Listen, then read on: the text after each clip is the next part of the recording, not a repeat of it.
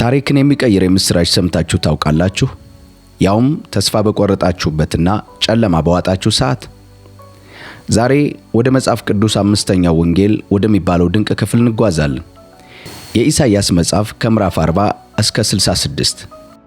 ይህ ክፍል ከቀደሙት ምዕራፎች የፍርድና የተግሳጽ ድምፅ ወጥቶ አጽናኑ፣ ሕዝቤን አጽናኑ በሚል ሰማያዊ ዜማ ይጀምራል።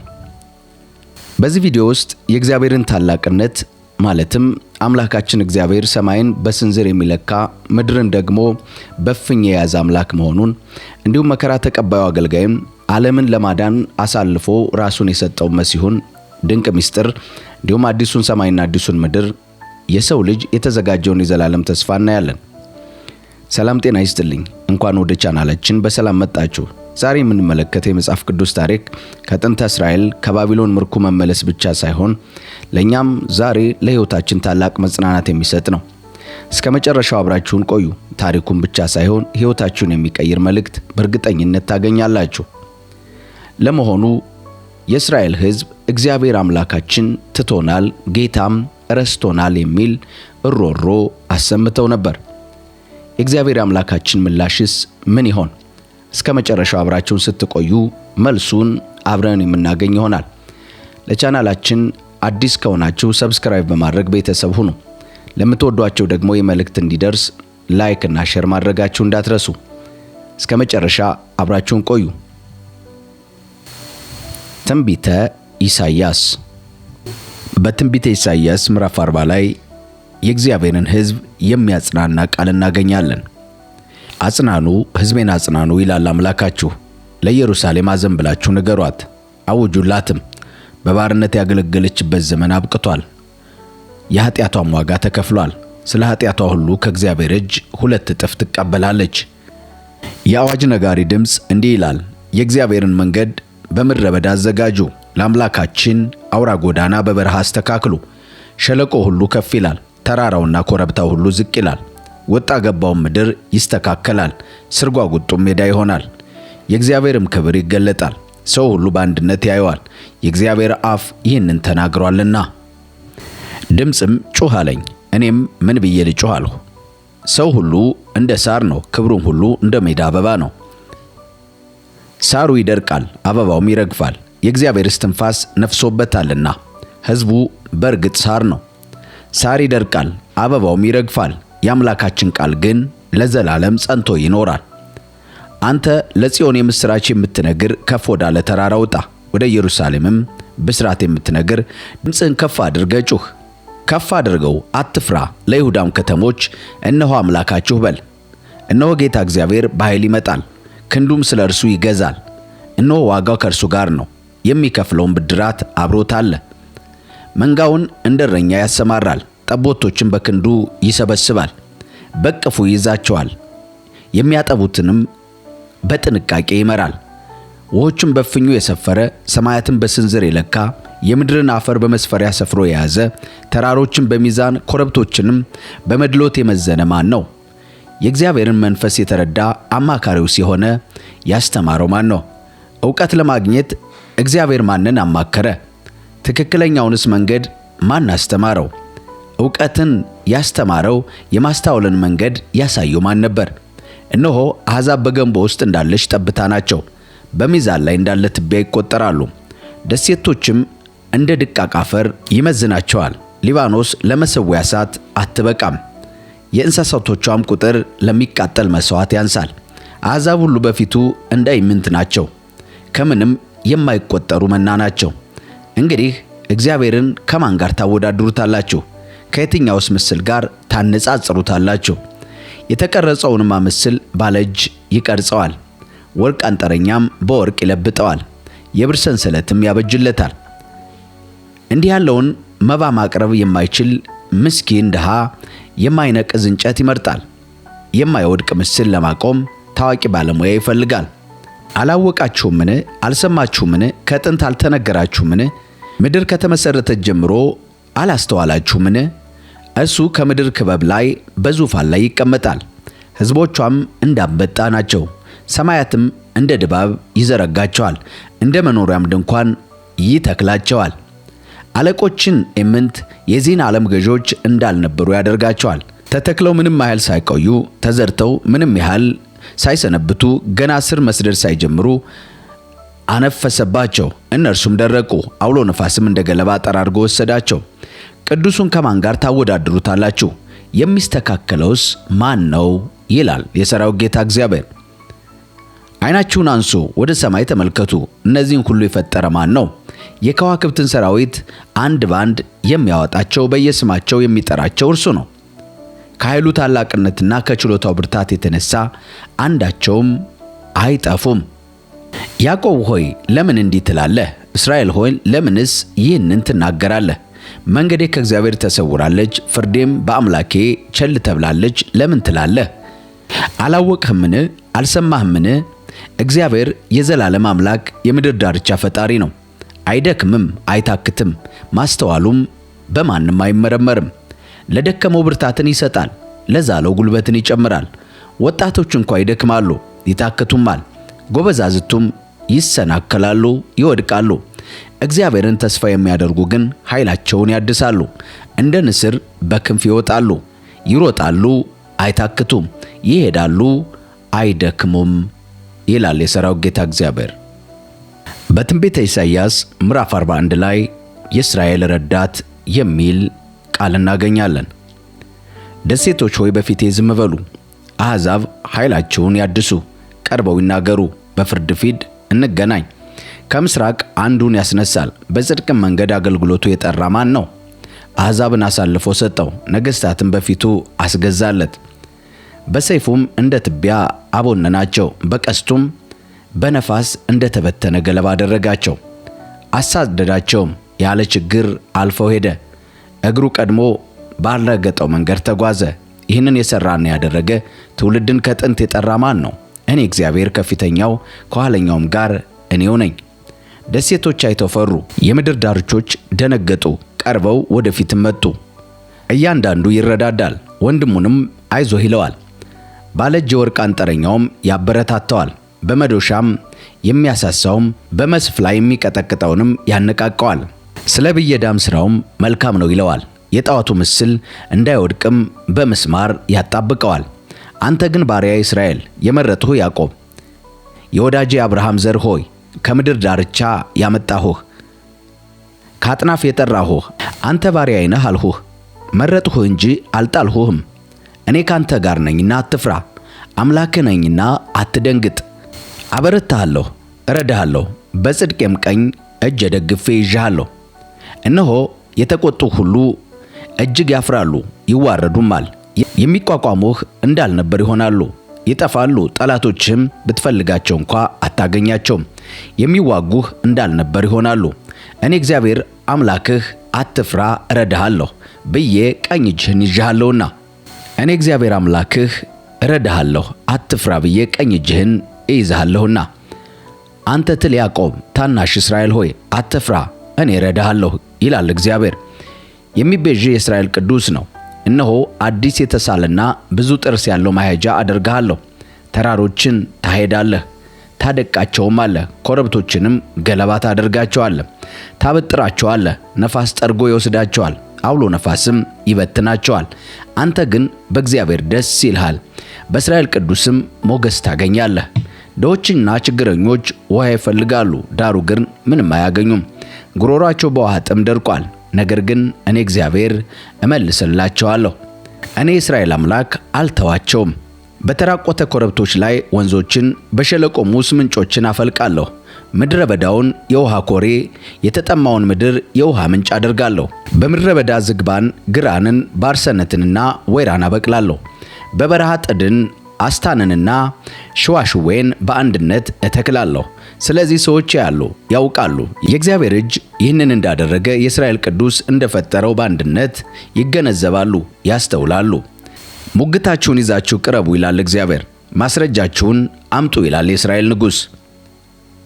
የሚሆነውን እንዲነግሩን ጣዖቶቻችሁን አምጡ፣ እንድንገነዘብ ፍጻሜያቸውንም እንድናውቅ የቀደሙትን ነገሮች ምን እንደነበሩ ንገሩን፣ ስለሚመጡትም ነገሮች ግለጹልን። እናንተ አማልክት መሆናችሁን አናውቅ ዘንድ ወደፊት ስለሚሆነው ነገር ንገሩን። እንድንደነግጥ በፍርሃት እንድንዋጥ መልካምም ሆነ ክፉ አንድ ነገር አድርጉ። እነሆ እናንተ ከምንም የማትቆጠሩ ናችሁ። ሥራችሁ ፈጽሞ ዋጋ ቢስ ነው። የመረጣችሁት አስጸያፊ ነው። አንዱን ከሰሜን አስነሳለሁ፣ እርሱ ይመጣል። ከፀሐይ መውጫ የሚመጣው ስሜን የሚጠራ ነው። ሸክላ ሰሪ አፈርን እንደሚረግጥ አለቆችን እንዲሁ እንደ ጭቃ ይረግጣል። እኛ እናውቅ ዘንድ ይህንን ከመጀመሪያ የተናገረ እርሱ ትክክል ነው እንልም ዘንድ ቀድሞ የተናገረ ማን ነው? ማንም አልተናገረም። ቀደም ብሎ የተናገረ የለም፣ ቃላችሁንም የሰማ የለም። በመጀመሪያ እነሆ ተመልከቻቸው ብዬ ለጽዮን የተናገርሁ እኔ ነበርሁ። ለኢየሩሳሌምም የምሥራች ነጋሪ ሰጥቻለሁ። ተመለከትሁ፣ ማንም አልነበረም፣ ከመካከላችሁም አማካሪ የለም። ስጠይቅም መልስ የሚሰጥ የለም። እነሆ ሁሉም ከንቱ ናቸው፣ ሥራቸውም መና ነው፣ ምስሎቻቸውም ባዶ ነፋስ ናቸው ይላል የሠራዊት ጌታ እግዚአብሔር። ኢሳይያስ ምዕራፍ 42 የእግዚአብሔር አገልጋይ። ደግፌ የያዝኩት አገልጋዬ በእርሱ ደስ የሚለኝ ምርጤ ይህ ነው። መንፈሴን በእርሱ ላይ አደርጋለሁ። ለአሕዛብም ፍትሕን ያመጣል።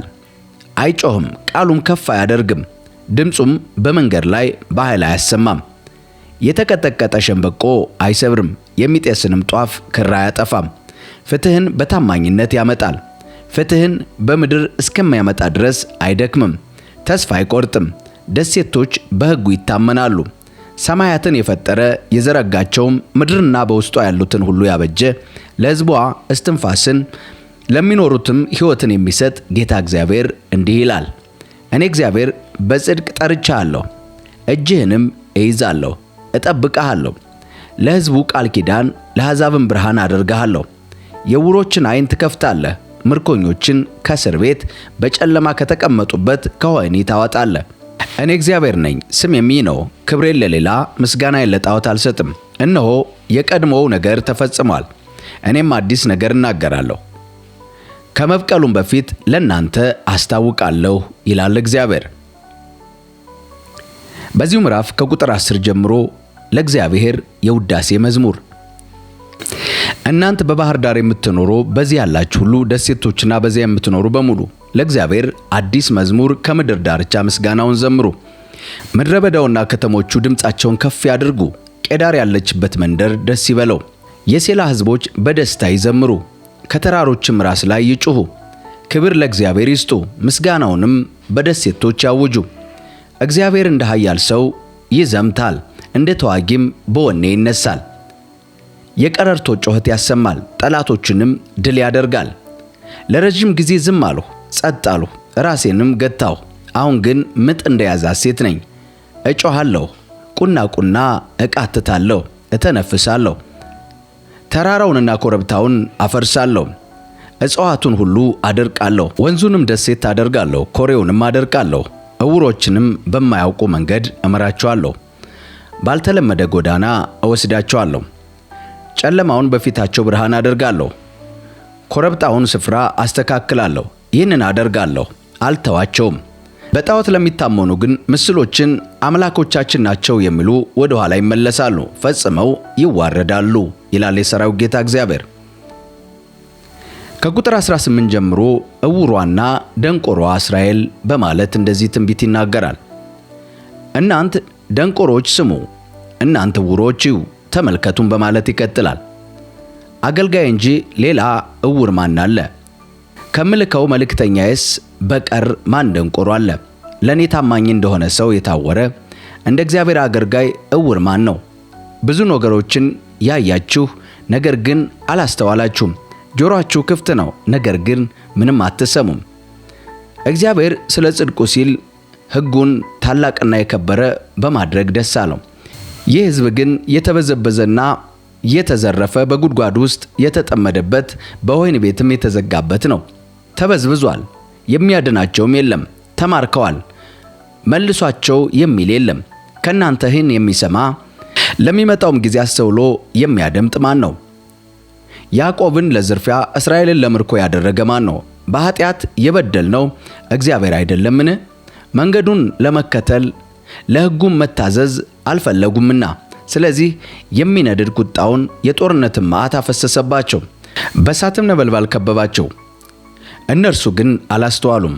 አቃጠላቸው፣ እነርሱ ግን ልብ አላሉም ይላል የሠራዊት ጌታ እግዚአብሔር። ኢሳይያስ 43 የእስራኤል ብቸኛ አዳኝ። አሁን ግን ያዕቆብ ሆይ፣ የፈጠረህ እስራኤል ሆይ፣ የሠራህ እግዚአብሔር እንዲህ ይላል፣ ተቤዥቻለሁና አትፍራ፣ በስምህ ጠርቻለሁ፣ አንተ የኔ ነህ። በውኃ ውስጥ በምታልፍበት ጊዜ ካንተ ጋር ሆናለሁ። ወንዙን ስትሻገር አያሰጥምህም፣ በእሳት ውስጥ ስትሄድ አያቃጥልህም፣ ነበልባሉም አይፈጅህም። እኔ እግዚአብሔር አምላክህ የእስራኤል ቅዱስ መድኃኒትህ ነኝና ግብፅን ለአንተ ቤዛ አድርጌ እሰጥሃለሁ፣ ኢትዮጵያና ሳባን በአንተ ፋንታ እሰጣለሁ። ለዓይኔ ብርቅና ክቡር ስለሆነህ አንተ ስለምወድህ ሰዎችን በአንተ ምትክ ሕዝቦችን በሕይወት ፋንታ እሰጣለሁ። ከኔ ጋር ነህና አትፍራ። ልጆችን ከምሥራቅ አመጣለሁ፣ ከምዕራብም እሰበስባለሁ። ሰሜንን አመጣለሁ፣ ደቡብንም ልቀቅላለሁ። ወንዶች ልጆችን ከሩቅ ሴቶች ልጆችንም ከምድር ዳርቻ በስሜ የተጠራውንም ሁሉ ለክብሬ የፈጠርሁትን ያበጀሁትንና የሠራሁትን አምጡ። ዓይን ያላቸው የታወሩትን፣ ጆሮ ያላቸው የደነቆሩትን አውጣ። ሕዝብ ሁሉ በአንድነት ይሰብሰብ፣ ሰውም ይከማች። ከእነርሱም አስቀድመህ ይህንን የነገርህ የቀደመውን ነገር ያወጀልህ ማን ነው?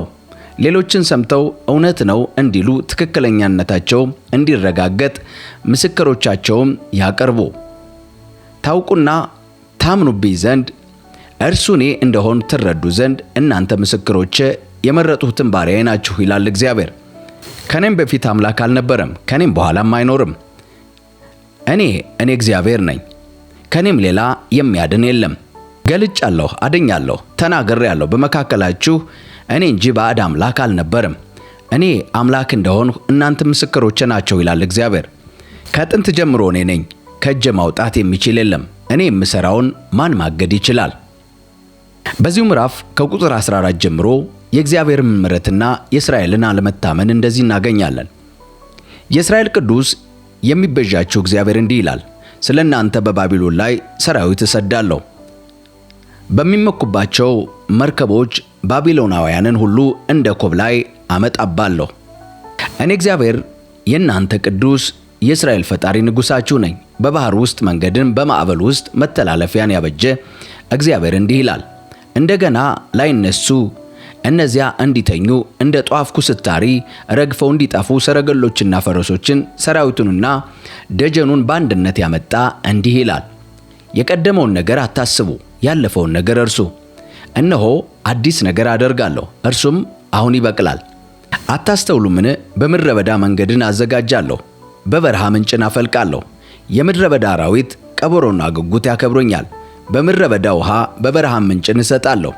ለመረጥሁት ሕዝቤ ውሃ አጠጣለሁ።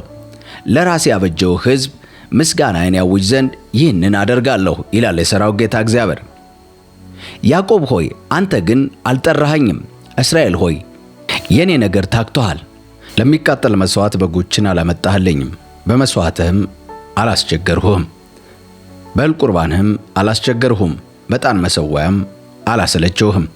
መልካም መዓዛ ያለውን ዕጣን አልገዛህልኝም፣ በመሥዋዕትህ ስብ አላጠገብኸኝም። ነገር ግን የኃጢአት ሸክምህን ጫንህብኝ፣ በበደልህ አደከምኸኝ። ስለ ራሴ ስል መተላለፍህን የምደመስስልህ እኔ ነኝ። ኃጢአትህን አላስባትም። እስኪ ያለፈውን አስታውሰኝ፣ ተቀራርበን እንከራከር። ትክክለኛ ስለመሆንህ አስረዳኝ። የመጀመሪያው አባትህ ኃጢአት ሰርቷል፣ መምህሮችህም አምፀውብኛል። ስለዚህ የመቅደስህን አለቆች አዋርዳለሁ፣ ያዕቆብን ለጥፋት እስራኤልንም ለስድብ አደርጋለሁ ይላል የሠራዊት ጌታ እግዚአብሔር። ኢሳይያስ ምዕራፍ 44 የተመረጠው እስራኤል። ነገር ግን አሁንም ባሪያ ያዕቆብ፣ የመረጥሁ እስራኤል ሆይ ስማ። የፈጠረህ በማኅፀን የሠራህ የሚረዳህ እግዚአብሔር እንዲህ ይላል፣ ባሪያ ያዕቆብ፣ የመረጥሁ ይሹሩን ሆይ አትፍራ። በተጠማ ምድር ላይ ውሃ፣ በደረቀ መሬት ላይ ወንዞችን አፈሳለሁና መንፈሴን በዘርህ በረከቴንም በልጅ ልጅህ ላይ አወርዳለሁ። እነርሱም በለመለመ መስክ ላይ እንደ ሳር በወንዝ ዳር እንደ አካያ ዛፍ ይበቅላሉ።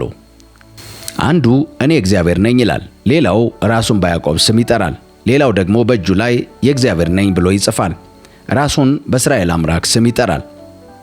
ከቁጥር 6 ጀምሮ አምላክ እግዚአብሔር ብቻ እንደሆነ ነቢዩ እንደዚህ ይናገራል። የእስራኤል ንጉሥና ቤዛ እግዚአብሔር የሠራዊት ጌታ እግዚአብሔር እንዲህ ይላል፣ የፊተኛውም እኔ ነኝ፣ የኋለኛውም እኔ ነኝ፣ ከኔ በቀር ሌላ አምላክ የለም። እስቲ እንደኔ ማን አለ ይናገር። ሕዝቤን ከጥንት ስመሰርት ምን እንደነበረ ገና ወደፊት ምን እንደሚሆን ይናገር። በፊቴ ያስረዳ፣ ስለሚመጣውም ነገር አስቀድሞ ይናገር። አትፍሩ፣ አትደንግጡ። ይህንን አልነገርኋችሁምን? ቀድሞስ አላስታወቅኋችሁምን? ለዚህ እናንተ ምስክሮቼ ናችሁ። ከኔ በቀር ሌላ አምላክ አለን? ፈጽሞ። ወይ ሌላ ዓለት አለን? የለም፣ ማንንም አላውቅም። ጣዖት የሚሰሩ ሁሉ ከንቱዎች፣ የሚሰሩባቸውም ነገሮች ዋጋ ቢስ ናቸው። የሚናገሩላቸው ዕውሮች ናቸው፣ ዕውቀት የላቸውም፣ ያፍራሉ። ለምንም የማይጠቅመውን አምላክ የሚቀርጽ ጣዖት የሚያበጅስ ማን ነው? ጣዖት የሚሠራ ሰው እንጂ ሌላ አይደለም። እርሱና መሰሎቹ ያፍራሉ። ሁሉም ተሰብስበው በአንድ ላይ ይቁሙ፣ ይደነግጣሉ፣ ይዋረዳሉ። ብረት ቀጥቃጭ መሣሪያ ይይዛል፣ በከሰል ፍም ላይ ይሠራዋል።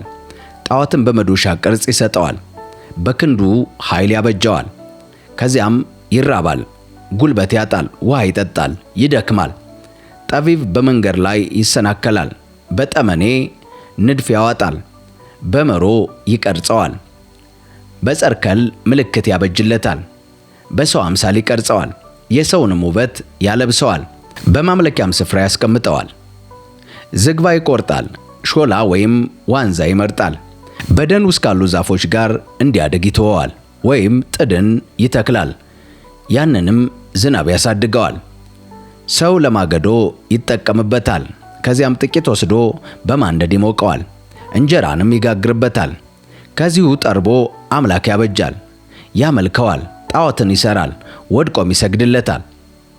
ግማሹን እንጨት ያነደዋል፣ በላዩ ምግብን ያበስልበታል። ሥጋ ጠብሶ እስከሚጠግብ ይበላል። እሳቱን እየሞቀ እንዲህ ይላል፣ እሳይ ሞቀኝ፣ እሳቱም ይታየኛል። በቀረው እንጨት የጣዖት አምላክ ይሰራበታል፣ ወድቆም ይሰግድለታል፣ ያመልከዋል። ወደ እርሱም እየጸለየ አንተ አምላኬ ነህ፣ አድነኝ ይላል። ምንም የሚያውቁትን የማያስተውሉትንም እንዳያዩ ዓይናቸውን ሸፍኗል፣ እንዳያስተውሉ ልባቸው ተዘግቷል። ማንም ቆም ብሎ አላሰበም። ዕውቀት ወይም ማስተዋል ስለሌለ እንዲህ ማለት አልቻለም። ግማሹን በእሳት ያቃጥለዋል፣ በፍሙም እንጀራ ይጋግርበታል። ሥጋ ጠብሼም እበላበታለሁ። ታዲያ በቀረው እንዴት ጸያፍ ነገር እሰራለሁ? ለግንድስ መስገድ ይገባልን? አመድ ይቅማል፣ ተታላይ ልብ አስቶታል፣ ራሱን ለማዳን አይችልም። ይህ በቀኜ እጄ ያለው ነገር ሐሰት አይደለምን? ለማለት አልቻለም።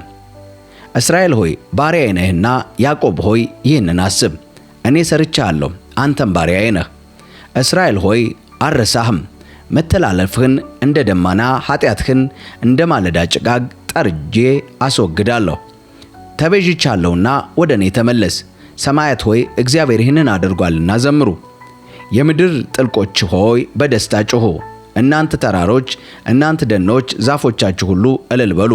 እግዚአብሔር ያዕቆብን ተቤዥቷል፣ በእስራኤልም ክብር ተገልጧልና። በኢሳይያስ ምዕራፍ 44 ቁጥር 24 ጀምሮ ኢየሩሳሌም የሰው መኖሪያ ትሆናለች ይለናል ነቢዩ። ከማኅፀን የሠራህ የተቤዠህም እግዚአብሔር እንዲህ ይላል፣ ሁሉን ነገር የፈጠርሁ ብቻዬን ሰማያትን የዘረጋው ምድርን ያንጣለልሁ እኔ እግዚአብሔር ነኝ። የሐሰተኞችን ነቢያት ምልክቶች አከሽፋለሁ፣ ሟርተኞችን አነሆልላለሁ፣ የጥበበኞችንም ጥበብ እገለብጣለሁ፣ ዕውቀታቸውንም ከንቱ አደርጋለሁ። የባሪያዬን ቃል እፈጽማለሁ፣ የመልእክተኞችንም ምክር አጸናለሁ። ኢየሩሳሌምን የሰው መኖሪያ ትሆናለች፣ የይሁዳ ከተሞችም ይታነጻሉ፣ ፍርስራሻቸውም አድሳለሁ ይላል የሠራዊት ጌታ እግዚአብሔር። ጥልቁን ውሃ ደረቁን ወንዞችህን አደርቃለሁ እላለሁ። ቄሮስን እርሱ እረኛዬ ነው፣ ፈቃዴን ሁሉ ይፈጽማል። ኢየሩሳሌምም እንደገና ትሠራ ዘንድ ቤተ መቅደሱ መሠረቱ ይጣል እላለሁ። ኢሳይያስ ምዕራፍ 45 ለቀባሁት ቀኝ እጁን ለያዝኩት ነገሥታትን ትጥቅ እፈታ ዘንድ ሕዝብን ሁሉ ላስገዛለት ደጆች እንዳይዘጉ በሮችን በፊቱ ለምከፍትለት ለቂሮስ እግዚአብሔር እንዲህ ይላል፣ በፊት እሄዳለሁ፣ ተራሮችን አደላድላለሁ፣ የናስ በሮችን እሰብራለሁ፣ የብረት መወርወሪያዎችንም እቆርጣለሁ። በስምህ የምጠራህ የእስራኤል አምላክ እኔ እግዚአብሔር መሆኔን ታውቅ ዘንድ በተሰወረ ስፍራ የተከማቸውን ሀብት በጨለማም ያለውን ንብረት እሰጥሃለሁ። ስለ ባሪያዬ ስለ ያዕቆብ ስለ መረጥኩት ስለ እስራኤል አንተ ባታውቀኝ እንኳ በስምህ ጠርቻለሁ፣ የክብርንም ስም ሰጥቻለሁ። እኔ እግዚአብሔር ነኝ፣ ከኔ ሌላ ማንም የለም፣ ከኔ በቀር አምላክ የለም። አንተ ባታውቀኝ እንኳ እኔ አበረታሃለሁ። ይኸውም ሰዎች ከፀሐይ መውጫ እስከ መጥለቂያዋ ከኔ በቀር ሌላ አምላክ እንደሌለ ያውቁ ዘንድ ነው። እኔ እግዚአብሔር ነኝ፣ ከኔ ሌላ አምላክ የለም። እኔ ብርሃንን ሠራሁ፣ ጨለማንም ፈጠርሁ። አበለጽጋለሁ፣ አደህያለሁ። ይህንም ሁሉ የማደርግ እኔ እግዚአብሔር ነኝ። እናንተ ሰማያት ጽድቅን ከላይ አዝንቡ፣ ደመናትም ወደ ታች አንጠባጥቡ። ምድር ትከፈት፣ ድነት ይብቃል፣ ጽድቅም አብሮት ይደግ። እኔ እግዚአብሔር ፈጥሬአለሁ። ካፈር ሸክላዎች መካከል ከሰሪ ጋር ክርክር ለሚገጥምለት ወዮለት። ጭቃ ሸክላ ሰሪው ምን እየሰራህ ነው ይለዋልን? የምትሰራው ሥራ እጅ የለህም ይልሃልን? አባቱን የወለድከው ምንድን ነው ለሚል እናቱንም ምን ወለድሽ ለሚል ወዮለት። የእስራኤል ቅዱስ ሰሪው የሆነ እግዚአብሔር ስለሚመጡ ነገሮች እንዲህ ይላል፣ ስለ ልጆቼ ትጠይቁኛላችሁ፣ ስለ እጆቼ ሥራ ታዝዙኛላችሁ። ምድርን የሠራሁ እኔ ነኝ፣ ሰውም በላይዋ ፈጥሬአለሁ። እጆቼ ሰማያትን ዘርግተዋል፣ የሰማይንም ሰራዊት አሰማርቻለሁ። ቂሮስን በጽድቅ አስነስቼዋለሁ፣ መንገዱን ሁሉ አስተካክዬለታለሁ። ከተማዬን እንደገና ይሠራታል፣ ምርኮኞችን ያለ ክፍያ ወይም ያለ ዋጋ ነፃ ያወጣል ይላል የሠራዊት ጌታ እግዚአብሔር። እግዚአብሔር እንዲህ ይላል፣ የግብፅ ሀብትና የኢትዮጵያ ንግድ ቁመተ ረዣዥሞች የሳባ ሰዎች ወደ አንተ ይመጣሉ፣ ያንተ ይሆናሉ፣ ከኋላ ይከተሉሃል። በሰንሰለትም ታስረው ወደ አንተ በመምጣት በፊትህ እየሰገዱ በእውነት እግዚአብሔር ካንተ ጋር ነው፣ ከእርሱ በቀር ሌላ አምላክ የለም ብለው ይለምኑሃል። አዳኙ እስራኤል አምላክ ሆይ አንተ በእውነት ራስህን የምትሰውር አምላክ ነህ። ጣዖት ሰሪዎች ሁሉ ያፍራሉ፣ ይቀላሉ፣ በአንድነትም ይዋረዳሉ። እስራኤል ግን በእግዚአብሔር ፊት በዘላለም ድነት ይድናል። እናንተ ለዘላለም አታፍሩም፣ አትዋረዱም። ሰማያትን የፈጠረ እርሱ እግዚአብሔር ነው። ምድርን ያበጀ የሠራትም የመሠረታት የሰው መኖሪያ እንጂ ባዶ እንድትሆን ያልፈጠራት እግዚአብሔር እንዲህ ይላል፣ እኔ እግዚአብሔር ነኝ፣ ከኔም በቀር ሌላ አምላክ የለም። በጨለማ ምድር በምስጢር አልተናገርሁም፣ ለያዕቆብ ዘር በከንቱ ፈልጉኝ አላልሁም። እኔ እግዚአብሔር እውነትን እናገራለሁ፣ ትክክለኛውም ነገር አውጃለሁ። በአንድነትም ተሰብሰቡ ቅረቡም። እናንተ ከአሕዛብ የኮበለላችሁ ኑ፣ የእንጨት ጣዖት የሚሸከሙ ማዳን ወደማይችል አምላክ የሚጸልዩ ዕውቀት የላቸውም። ጉዳያችሁን ተናገሩ፣ አቅርቡ፣ ተሰብሰቡም፣ ይማከሩ። ይህንን አስቀድሞ ማን አወጀ? ከጥንትስ ማን ተናገረ? እኔ እግዚአብሔር አይደለሁምን? ጻድቅና ዳኝ የሆነው አምላክ ከኔ በቀር ማንም የለም፣ ከኔ ሌላ አምላክ የለም። እናንተ የምድር ዳርቻ ሁሉ እኔ አምላክ ነኝ፣ ከኔ በቀር ሌላ አምላክ የለምና ትድኑ ዘንድ ወደ እኔ ተመለሱ። ጉልበት ሁሉ በእኔ ፊት ይንበርከክ፣ አንደበትም ሁሉ በእኔ ይማል ብዬ በራሴ ምያለሁ። የማይታጠፍ ቃል ካፌ ጽድቅ ወጥቷል። ስለ እኔም ሲናገሩ ጽድቅና ኃይል በእግዚአብሔር ብቻ ነው ይላሉ። በእርሱ ላይ በቁጣ የተነሱ ሁሉ ወደ እርሱ መጥተው ያፍራሉ። ነገር ግን የእስራኤል ዘር ሁሉ በእግዚአብሔር ይጸድቃሉ፣ ሞገስንም ያገኛሉ ይላል የሠራዊት ጌታ እግዚአብሔር። ኢሳይያስ ምዕራፍ 46 የባቢሎን አማልክት። ቤል ተዋረደ፣ ናባውም እጅግ ዝቅ አለ። ጣዖቶቻቸው ባጋሰስ ተጭነዋል፣ ይዘዋቸው የሚዞሩ ምስሎች ሸክም ናቸው። ለደከመው እንስሳት ከባድ ጭነት ናቸው። እነርሱም በአንድ ላይ ዝቅ ይላሉ፣ ያጎነብሳሉ፣ ጭነቱን ለማዳን አይችሉም፣ ራሳቸውን በምርኮ ይወሰዳሉ። እናንተ ያዕቆብ ቤት ሆይ፣ የእስራኤል ቤት ቅሬታ ሁሉ፣ ከተጸነሳችሁበት ጊዜ ጀምሮ የያዛኋችሁ የተወለዳችሁበትም ጊዜ ጀምሮ የተሸከምኋችሁን ስሙኝ። እስከ ሽምግልና እስከ ሽበትም የምሸከማችሁ እኔ ነኝ፣ እኔው ነኝ ይላል የሠራዊት ጌታ እግዚአብሔር። ሰርቻችኋለሁ፣ እሸከማችኋለሁ፣ እደግፋችሁማለሁ፣ አድናችኋለሁ። ከማን ጋር ታወዳድሩኛላችሁ? ከማንስ ጋር እኩል ታደርጉኛላችሁ? እንመሳሰል ዘንድ ከማን ጋር ታነጻጽሩኛላችሁ? ሰዎች ወርቅ ከከረጢታቸው ይዘረግፋሉ፣ ብርም በሚዛን ይመዝናሉ፣ አንጥረኛም ይቀጥራሉ። እነርሱም አምላክ አድርገው ያበጇቸዋል። እነርሱም ይሰግዱላቸዋል፣ ያመልኳቸውማል። አንስተው በትከሻቸው ይሸከሙታል፣ በቦታው ያደርጉታል። በዚያም ይቆማል፣ ከዚያም ቦታ አይንቀሳቀስም። ማንም ወደ እርሱ ቢጮህ አይመልስም፣ ከጭንቀቱም አያድነውም። እናንት በደለኞች ይህንን አስታውሱ፣ አስቡበትም፣ በልባችሁ ያዙት። የጥንቱን የቀደመውን ነገር አስታውሱ። እኔ አምላክ ነኝ፣ ከኔም በቀር ሌላ የለም። እኔ አምላክ ነኝ፣ እንደኔ የለም ይላል የሠራዊት ጌታ እግዚአብሔር። የመጨረሻውን ከመጀመሪያ ገና የሚመጣውን ከጥንቱ ተናግሬአለሁ። ዓላማዬ የጸና ነው፣ ደስ የሚያሰኘኝንም ሁሉ አደርጋለሁ ይላል እግዚአብሔር። ከምሥራቅ ነጣቂ አሞራ፣ ከሩቅ ምድርም ዓላማዬን የሚፈጽም ሰው እጠራለሁ። የተናገርሁትን አደርጋለሁ፣ ያቀድሁትንም እፈጽማለሁ። እናንተ ልከኞች ከጽድቅም የራቃችሁ ስሙኝ። ጽድቄን እያመጣው ነው፣ ሩቅ አይደለም፣ ማዳኔ አይዘገይም። ለጽዮን ድነትን፣ ለእስራኤል ክብሬን አጎናጽፋለሁ። ኢሳይያስ ምዕራፍ 47 የባቢሎን ውድቀት። አንቺ ባቢሎን ድንግል ልጅ ሆይ ውረጂ፣ በትቢያ ላይ ተቀመጪ።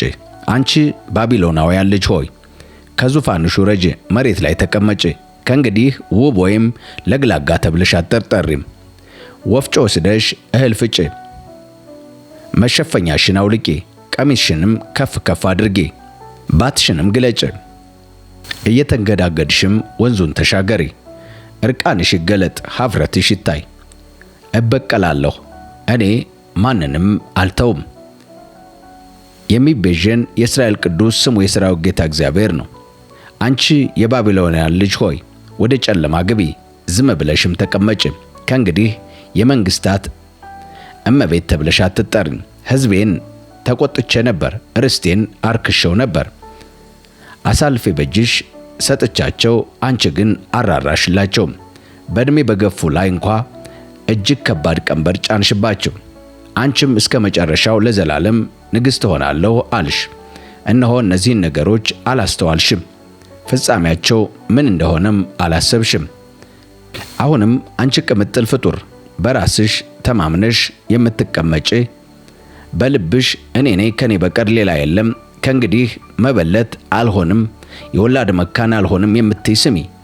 እነዚህ ሁሉ ነገሮች በመበለትና የወላድ መካንነት ወደ አንድ ቀን ድንገት ይመጡብሻል። የቱን ያህል አስማት፣ የቱን ያህል መተት ቢኖርሽ በሙሉ ኃይላቸው ይመጡብሻል። በክፋትሽ ተማምነሽ ማንም አያየኝም አልሽ። ደግሞም እኔ ነኝ፣ ከኔ በቀር ሌላ የለም ባልሽ ጊዜ ጥበብሽንና እውቀትሽን አሳሳቱሽ። ጥፋት ይመጣብሻል፣ ነገር ግን በአስማትሽ እንዴት እንደምታርቂው አታውቂም።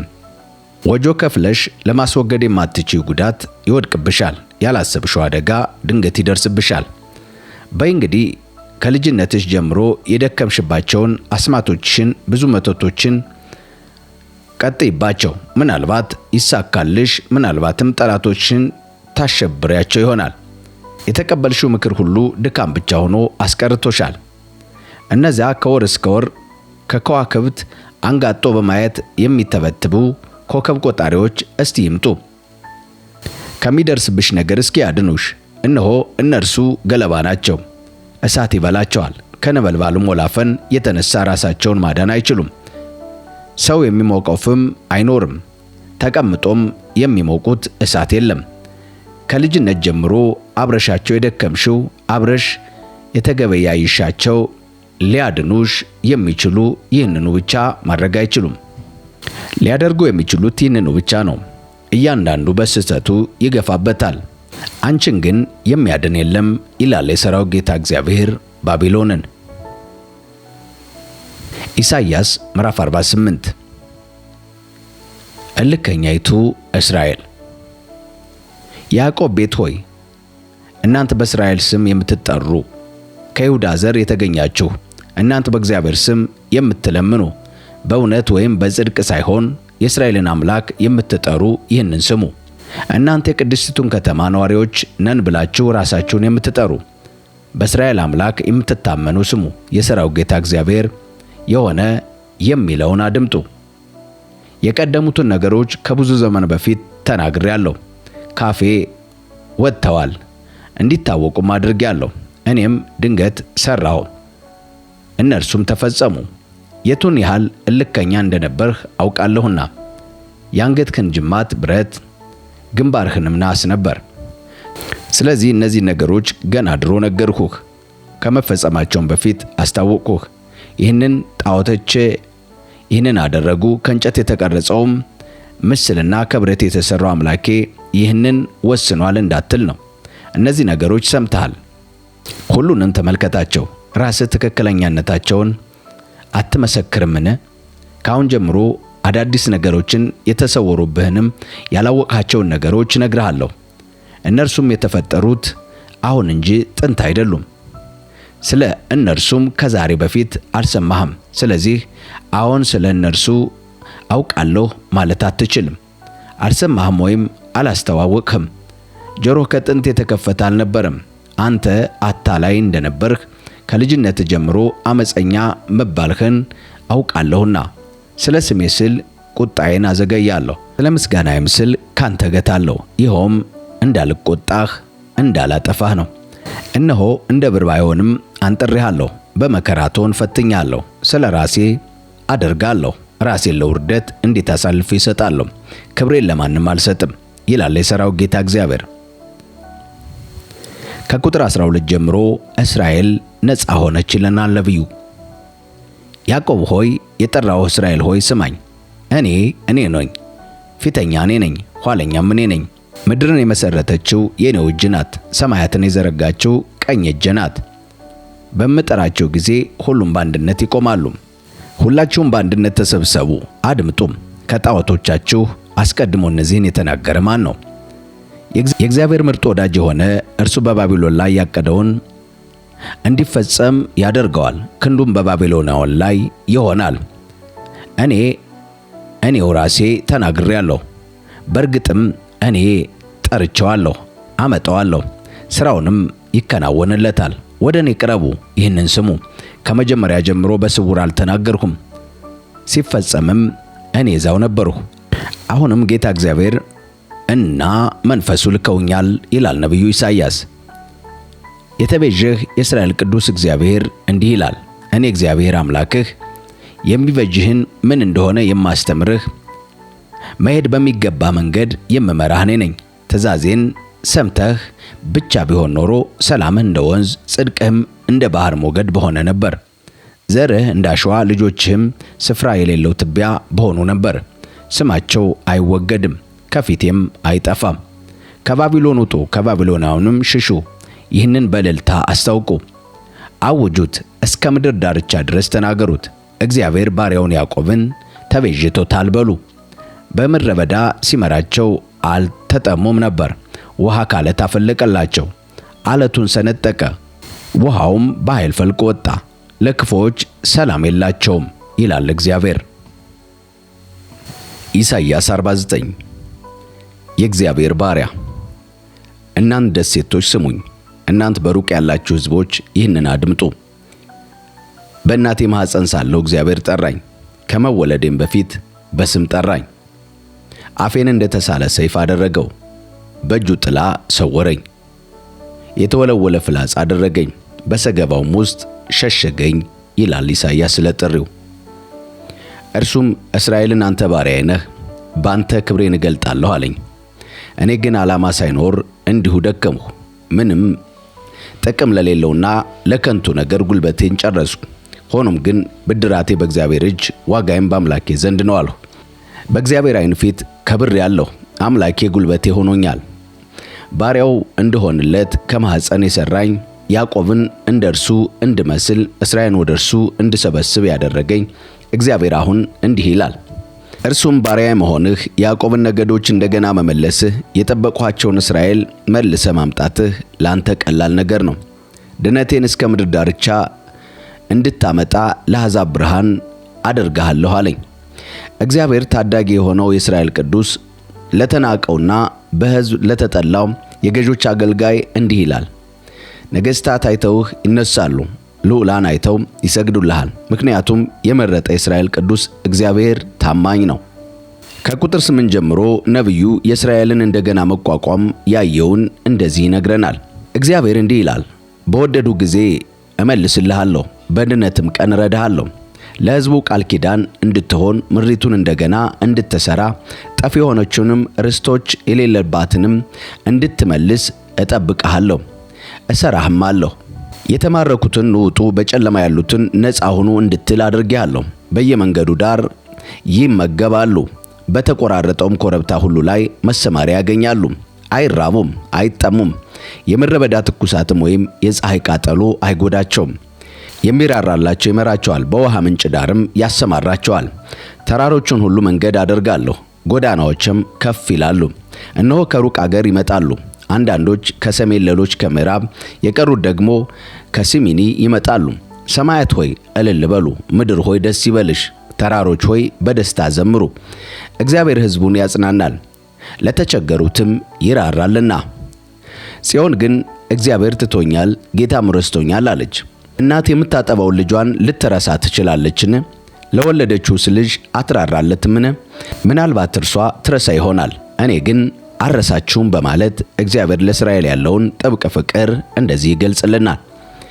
እነሆ በእጀ መዳፍ ላይ ቀርጬሻለሁ፣ ቅጥሮችሽ ምንጊዜም በፊቴ ናቸው። ወንዶች ልጆችሽ ፈጥነው ይመለሳሉ፣ ያፈረሱሽም ካንቺ ይሸሻሉ። ዓይንሽን ቀና አድርጊ፣ ዙሪያሽንም ተመልከቺ። ወንዶች ልጆችሽ ሁሉ ተሰብስበው ወደ አንቺ ይመጣሉ። በሕይወቴም ላለሁ እነዚህ ሁሉ እንደ ጌጥ ትለብሻቸዋለሽ፣ እንደ ሙሽራም ትጎናጸፊያቸዋለሽ ይላል እግዚአብሔር። ፈራርሰሽ ባድማ ብትሆኚ፣ ምድርሽ ፈጽሞ ቢጠፋ፣ ዛሬ ለሕዝብሽ ጠባብ ብትሆኚ እንኳ የዋጡሽ ካንቺ ይርቃሉ። በሐዘንሽ ዘመን የወለድሻቸው ልጆችሽ ጆሮሽ እየሰማ ይህ ቦታ በጣም ጠቦናል፣ የምንኖርበት በቂ ስፍራ ስጭን ይሉሻል። በልብሽም እንዲህ ትያለሽ፣ እነዚህን የወለደልኝ ማን ነው? እኔ ሐዘንተኛና መካን የተሰደድኩና የተጠላሁ ነበርሁ። እነዚህ ማን አሳደጋቸው? ብቻዬን ቀርቼ ነበር። ታዲያ እነዚህ ከየት መጡ? ልዑል እግዚአብሔር እንዲህ ይላል፣ እነሆ ሕዝብሽን በጥቅሻ እጠራለሁ፣ አርማዬንም ለሕዝቦች ከፍ አደርጋለሁ። ወንዶች ልጆችሽን በእቅፋቸው ያመጡልሻል፣ ሴቶች ልጆችሽም በትከሻቸው ይሸከሙልሻል። ነገሥታት አሳዳጊ አባቶችሽ፣ እቴጌዎችም ሞግዚቶችሽ ይሆናሉ። በግንባራቸው ተደፍተውም ይሰግዱልሻል፣ የእግርሽን ትቢያ ይልሳሉ። አንቺም እኔ እግዚአብሔር እንደሆን ታውቂያለሽ። እኔን ተስፋ የሚያደርጉ አያፍሩም። ከተዋጊ ብዝበዛ ማስጣል፣ ከጨካኝ ምርኮኞች ማዳን ይቻላልን? እግዚአብሔር ግን እንዲህ ይላል፣ ከተዋጊዎች ላይ ምርኮኞች በእርግጥ ይወሰዳሉ፣ ከጨካኞችም ላይ ምርኮ ይበዘበዛል። ከአንቺ ጋር የሚጣሉትን እጣላቸዋለሁ፣ ልጆችሽንም እታደጋለሁ። አስጨናቂዎችሽም የራሳቸውን ሥጋ እንዲበሉ አደርጋቸዋለሁ። በወይን ጠጅ እንዲሰክሩ ሁሉ በገዛ ደማቸው ይሰክራሉ። ከዚያም የሰው ዘር ሁሉ እኔ እግዚአብሔር አዳኝ ታዳጊሽም የያዕቆብ ኃይል እንደሆንሁ ያውቃሉ ይላል የሠራዊት ጌታ እግዚአብሔር። ኢሳይያስ 50 የእስራኤል ኃጢአትና የእግዚአብሔር ባሪያ ታዛዥነት። እግዚአብሔር እንዲህ ይላል፣ እናታችሁን የፈታሁበት የፍች ወረቀት የት አለ? ወይስ እናንተን የሸጥሁበት ለየት አበዳሪዬ ነው? እነሆ ስለ ኃጢአታችሁ ተሸጣችኋል፣ ስለ መተላለፋችሁም እናታችሁ ተፈታለች። በመጣው ጊዜ ለምን በዚያ ሰው አልነበረም? በተጣራውስ ጊዜ የሚመልስ ሰው እንዴት እዛ ታጣ? ስለ እናንተ ወጆ ከመክፈል ክንዴ አጥራ ነበርን? እናንተንስ ለማዳን ኃይል አንሶኝን? እነሆ በተግሣጼ ባሕሩን አደርቃለሁ፣ ወንዞችም ምድረ በዳ አደርጋለሁ። ዓሦችም ውሃ በማጣት ይሸታሉ፣ በጥማትም ይሞታሉ። ሰማይም ጨለማ አልብሰዋለሁ፣ ማቅም መሸፈኛው አደርጋለሁ። ልዑል እግዚአብሔር የተሳለ አንደበት ሰጥቶኛል። ስለዚህ ደካሞችን ብርቱ ለማድረግ ምን ማለት እንዳለብኝ ያውቃለሁ። በየማለዳው ያነቃኛል። በመማር ላይ እንዳለ ተማሪ ለመስማት ጆሮዬን ያነቃዋል። ልዑል እግዚአብሔር ጆሮዬን ከፍቶታል። እኔም አመፀኛ አይደለሁም፣ ወደ ኋላም አላፈገፈኩም። ለሚገፉኝ ጀርባዬን፣ ጢሜን ለሚነጩ ጉንጨን ሰጠው። ፊቴን ከውርደት ከጥፋትም አልመለስኩም። ጌታ እግዚአብሔር ስለሚረዳኝ አልዋረድም። ስለዚህ ፊቴን እንደ ባልጩት ድንጋይ አድርጌዋለሁ፣ እንደማላፍርም አውቃለሁ። ንጹሕ መሆኔን የሚያረጋግጥልኝ ባጠገቤ አለ። ታዲያ ምን ሊከለክለኝ ይችላል? እስቲ ፊት ለፊት እንጋጠም። ተቃዋሚዬስ ማን ነው? እስቲ ይምጣ። የሚረዳኝ እሱ ጌታ እግዚአብሔር ነው። የሚፈርድብኝስ ማን ነው? እነሆ ሁሉን እንደ ልብስ ያረጃሉ፣ ብልም ይበላቸዋል። ከእናንተም እግዚአብሔርን የሚፈራ የባሪያን ቃል የሚሰማ ማን ነው? ያ ሰው በጨለማ የሚሄድ ከሆነና ብርሃን ከሌለው በእግዚአብሔር ስም ይታመን፣ በአምላኩም ይደገፍ። አሁን ግን እናንተ እሳት አንድዳችሁ የራሳችሁን የሚንቦገቦግ ችቦ የያዛችሁ ሁሉ በሉ በእሳታችሁ ብርሃን ሂዱ፣ ባንቦገቦጋችሁትም የችቦ ብርሃን ተመላለሱ። እንግዲህ ከእጄ የምትቀበሉት ይህ ነው፣ በስቃይም ትጋደማላችሁ ይላል የሠራዊት ጌታ እግዚአብሔር። ኢሳይያስ 51 የዘላለም ድነት ለጽዮን። እናንተ ጽድቅን የምትከተሉ እግዚአብሔርን የምትፈልጉ ስሙኝ። ተቆርጣችሁ የመጣችሁበትን አለት፣ ተቆፍራችሁ የወጣችሁበትን ጉድጓድ ተመልከቱ። ወደ አባታችሁ ወደ አብርሃም ወደ ወለደቻችሁም ወደ ሳራ ተመልከቱ። በጠራሁት ጊዜ አንድ ራሱን ብቻ ነበር፣ ባረኩት አበዛሁትም። እግዚአብሔር ጽዮንን በእርግጥ ያጽናናታል፣ ፍርስራሾቿንም በርኅራኄ ይመለከታል። ምድረ በዳዋን እንደ ኤደን ገነት፣ በረሃዋንም እንደ እግዚአብሔር ተክል ቦታ ያደርጋታል። ተድላና ደስታ፣ ምስጋናና የዝማሬ ድምፅ በእርሷ ይገኛል። ወገኔ ሆይ አድምጠኝ፣ ሕዝቤ ሆይ ስማኝ። ሕግ ከኔ ይወጣል፣ ፍርድም ለሕዝቦች ብርሃን ይሆናል። ጽድቄ በፍጥነት እየቀረበ ማዳኔ እየደረሰ ነው። ክንዴም ለነገሥታት ፍትሕን ያመጣል። ደሴቶች ወደ እኔ ይመለከታሉ፣ ክንዴም በተስፋ ይጠብቃሉ። ዓይኖቻችሁን ወደ ሰማያት አንሱ፣ ወደ ታች ወደ ምድርም ተመልከቱ። ሰማያት እንደ ጢስ በነው ይጠፋሉ፣ ምድር እንደ ልብስ ታረጃለች፣ ነዋሪዎቿም እንደ አውሎ ነፋስ ጠርጎ እንደሚወስደው ይሆናሉ።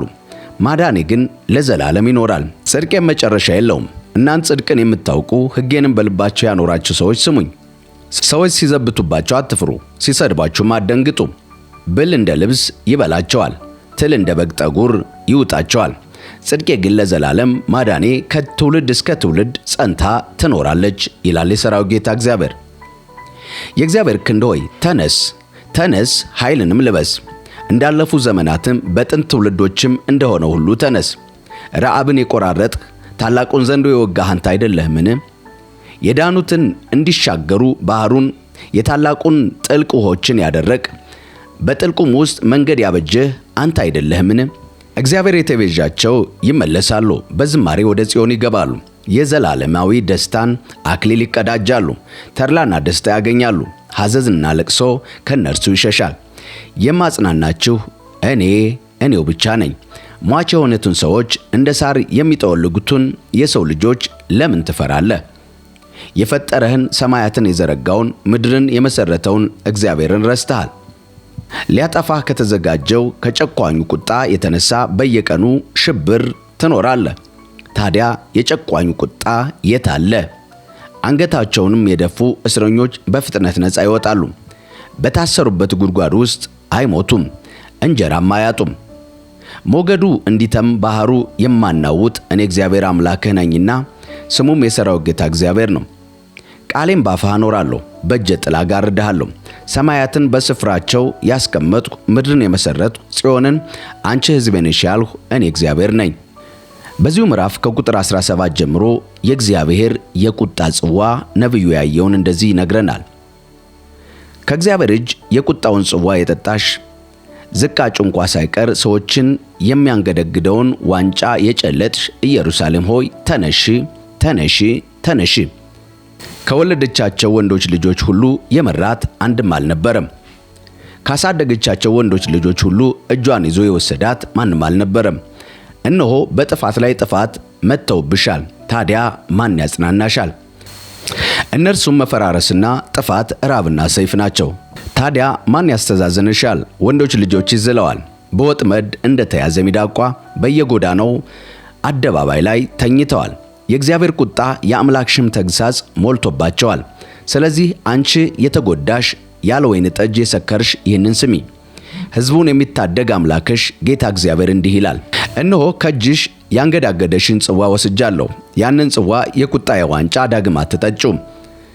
ባስጨነቁሽ በላይሽ ላይ እንድንሄድ ተነጠፊልን ባሉሽ እጅ ላይ አደርገዋለሁ። ጀርባሽን እንደ መሬት እንደ መሸጋገሪያ መንገድ አደረግሽላቸው ይላል የሠራዊት ጌታ እግዚአብሔር። ኢሳይያስ ምዕራፍ 52 ጽዮን ሆይ ተነሺ ተነሺ፣ ኃይልን ልበሺ። ቅድስቲቱ ከተማ ኢየሩሳሌም ሆይ የክብርን ልብስም ልበሺ። ያልተገረዘ የረከሰም ከእንግዲህ ወደ አንቺ አይገባም።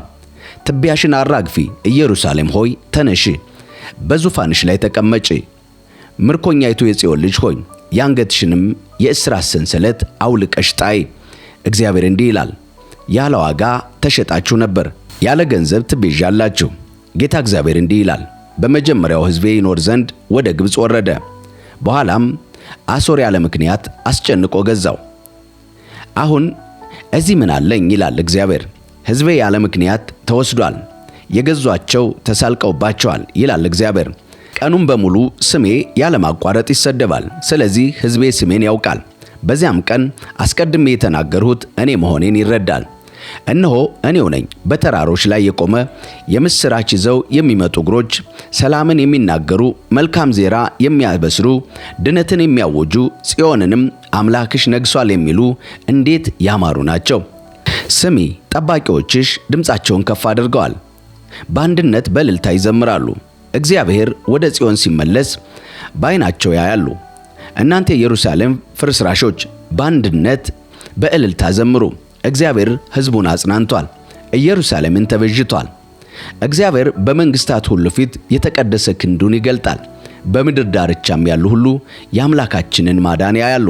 እናንተ የእግዚአብሔርን ዕቃ የምትሸከሙ ተለዩ፣ ተለዩ፣ ከዚያም ውጡ። እርኩስን አትንኩ፣ ከዚያ ውጡ፣ ንጹሐን ሆኑ።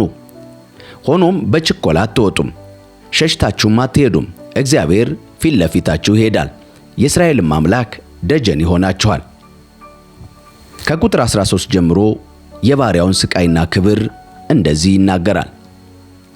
እነሆ ባሪያዬ የሚያከናውነውን በማስተዋል ነው። ገናና ይሆናል፣ ከፍ ከፍም ይላል፣ እጅግ ይከብራል። ብዙዎችን በእርሱ እስኪደነግጡ ድረስ መልኩ ከማንም ሰው የተለየ ከሰው ልጆችም ሁሉ ይልቅ ተጎሳቆለ። ስለዚህ ብዙ መንግሥታት ያስደነግጣል፣ በእርሱ ምክንያትም ነገሥታት አፋቸውን ይይዛሉ። ያልተነገረላቸውንም ያያሉ፣ ያልሰሙትንም ያስተውላሉ ይላል የሠራዊት ጌታ እግዚአብሔር። በኢሳይያስ 52 ከቁጥር 13 ጀምሮ ነቢዩ ኢሳይያስ ስለ ጌታችንና መድኃኒታችን ኢየሱስ ክርስቶስ እነሆ ስቃይና ክብር ከሩቅ ዘመን ከ700 ዓመተ ዓለም እነሆ የተመለከተውን ራእይ እንደዚህ ይናገራል። እነሆ ባሪያዬ የሚያከናውነው በማስተዋል ነው። ገናና ይሆናል፣ ከፍ ከፍም ይላል፣ እጅግ ይከብራል። ብዙዎች በእርሱ እስኪደነግጡ ድረስ መልኩ ከማንም ሰው ተለየ፣ ከሰው ልጆችም ሁሉ ይልቅ ተጎሳቆለ ይለናል። ስለዚህ ብዙ መንግሥታት ያስደንቃል፣ በእርሱ ምክንያት ነገሥታት አፋቸውን ይይዛሉ። ያልተነገራቸውን ያያሉ፣ ያልሰሙትንም ያስተውላሉ። በመቀጠልም በኢሳይያስ 53 እንደዚህ ይቀጥላል። የሰማነውን ነገር ማን አመነ? የእግዚአብሔርስ ክንድ ለማን ተገለጠ? በፊቱ እንደ ቡቃያ ከደረቅ መሬት እንደወጣ ሳር በቀለ። የሚስብ ውበት ወይም ግርማ የለውም፣ እንድንወደውም የሚያደርግ መልክ አልነበረውም። በሰዎች የተናቀ የተጠላ የሕማም ሰውና ስቃይ ያልተለየው ነበር። ሰዎች ፊታቸውን እንደሚያዞሩበት አይነት የተናቀ ነበር፣ እኛም አላከበርነውም። በእርግጥ እርሱ ደዌያችንን ወሰደ፣ ሕማማችንንም ተሸከመ።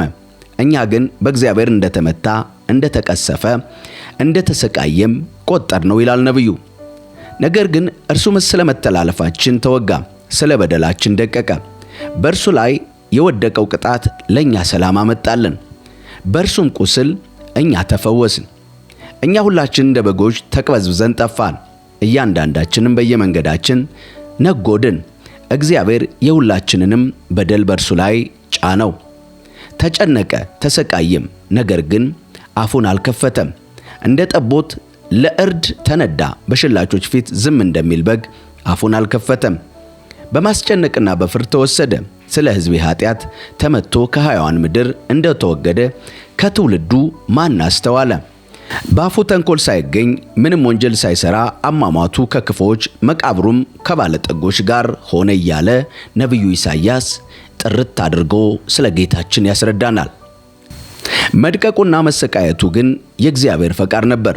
እግዚአብሔር ነፍሱን የኃጢአት መስዋዕት ቢያደርገውም እንኳ ዘሩን ያያል፣ ዕድሜው ይረዝማል። የእግዚአብሔር ፈቃድ በእጁ ይከናወናል። ከነፍሱ ስቃይ በኋላ የሕይወትን ብርሃን ያያል፣ ደስም ይለዋል።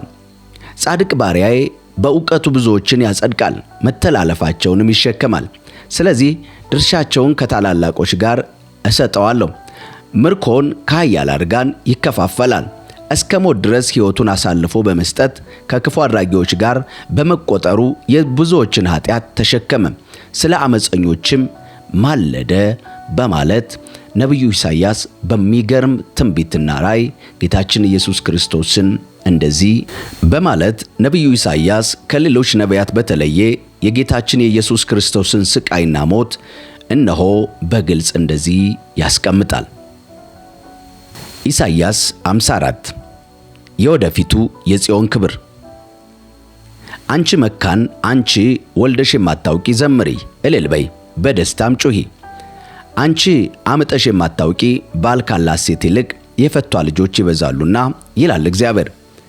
የድንኳኖችሽ ቦታ አስፊ፣ የድንኳንሽን መጋረጃ በትልቁ ዘርጊ፣ ፈጽሞ አትቆጥቢ፣ ገመዶችሽንም አስረዝሚ፣ ካስማዎችሽንም ቀብቅቢ። ወደ ቀኝ ወደ ግራም ትስፋፊያለሽ። ዘሮችሽ መንግስታትን ይወርሳሉ፣ በባድማ ከተሞቻቸውም ይኖራሉ። አይዞሽ አትፍሪ፣ ኀፍረት አይገጥምሽም።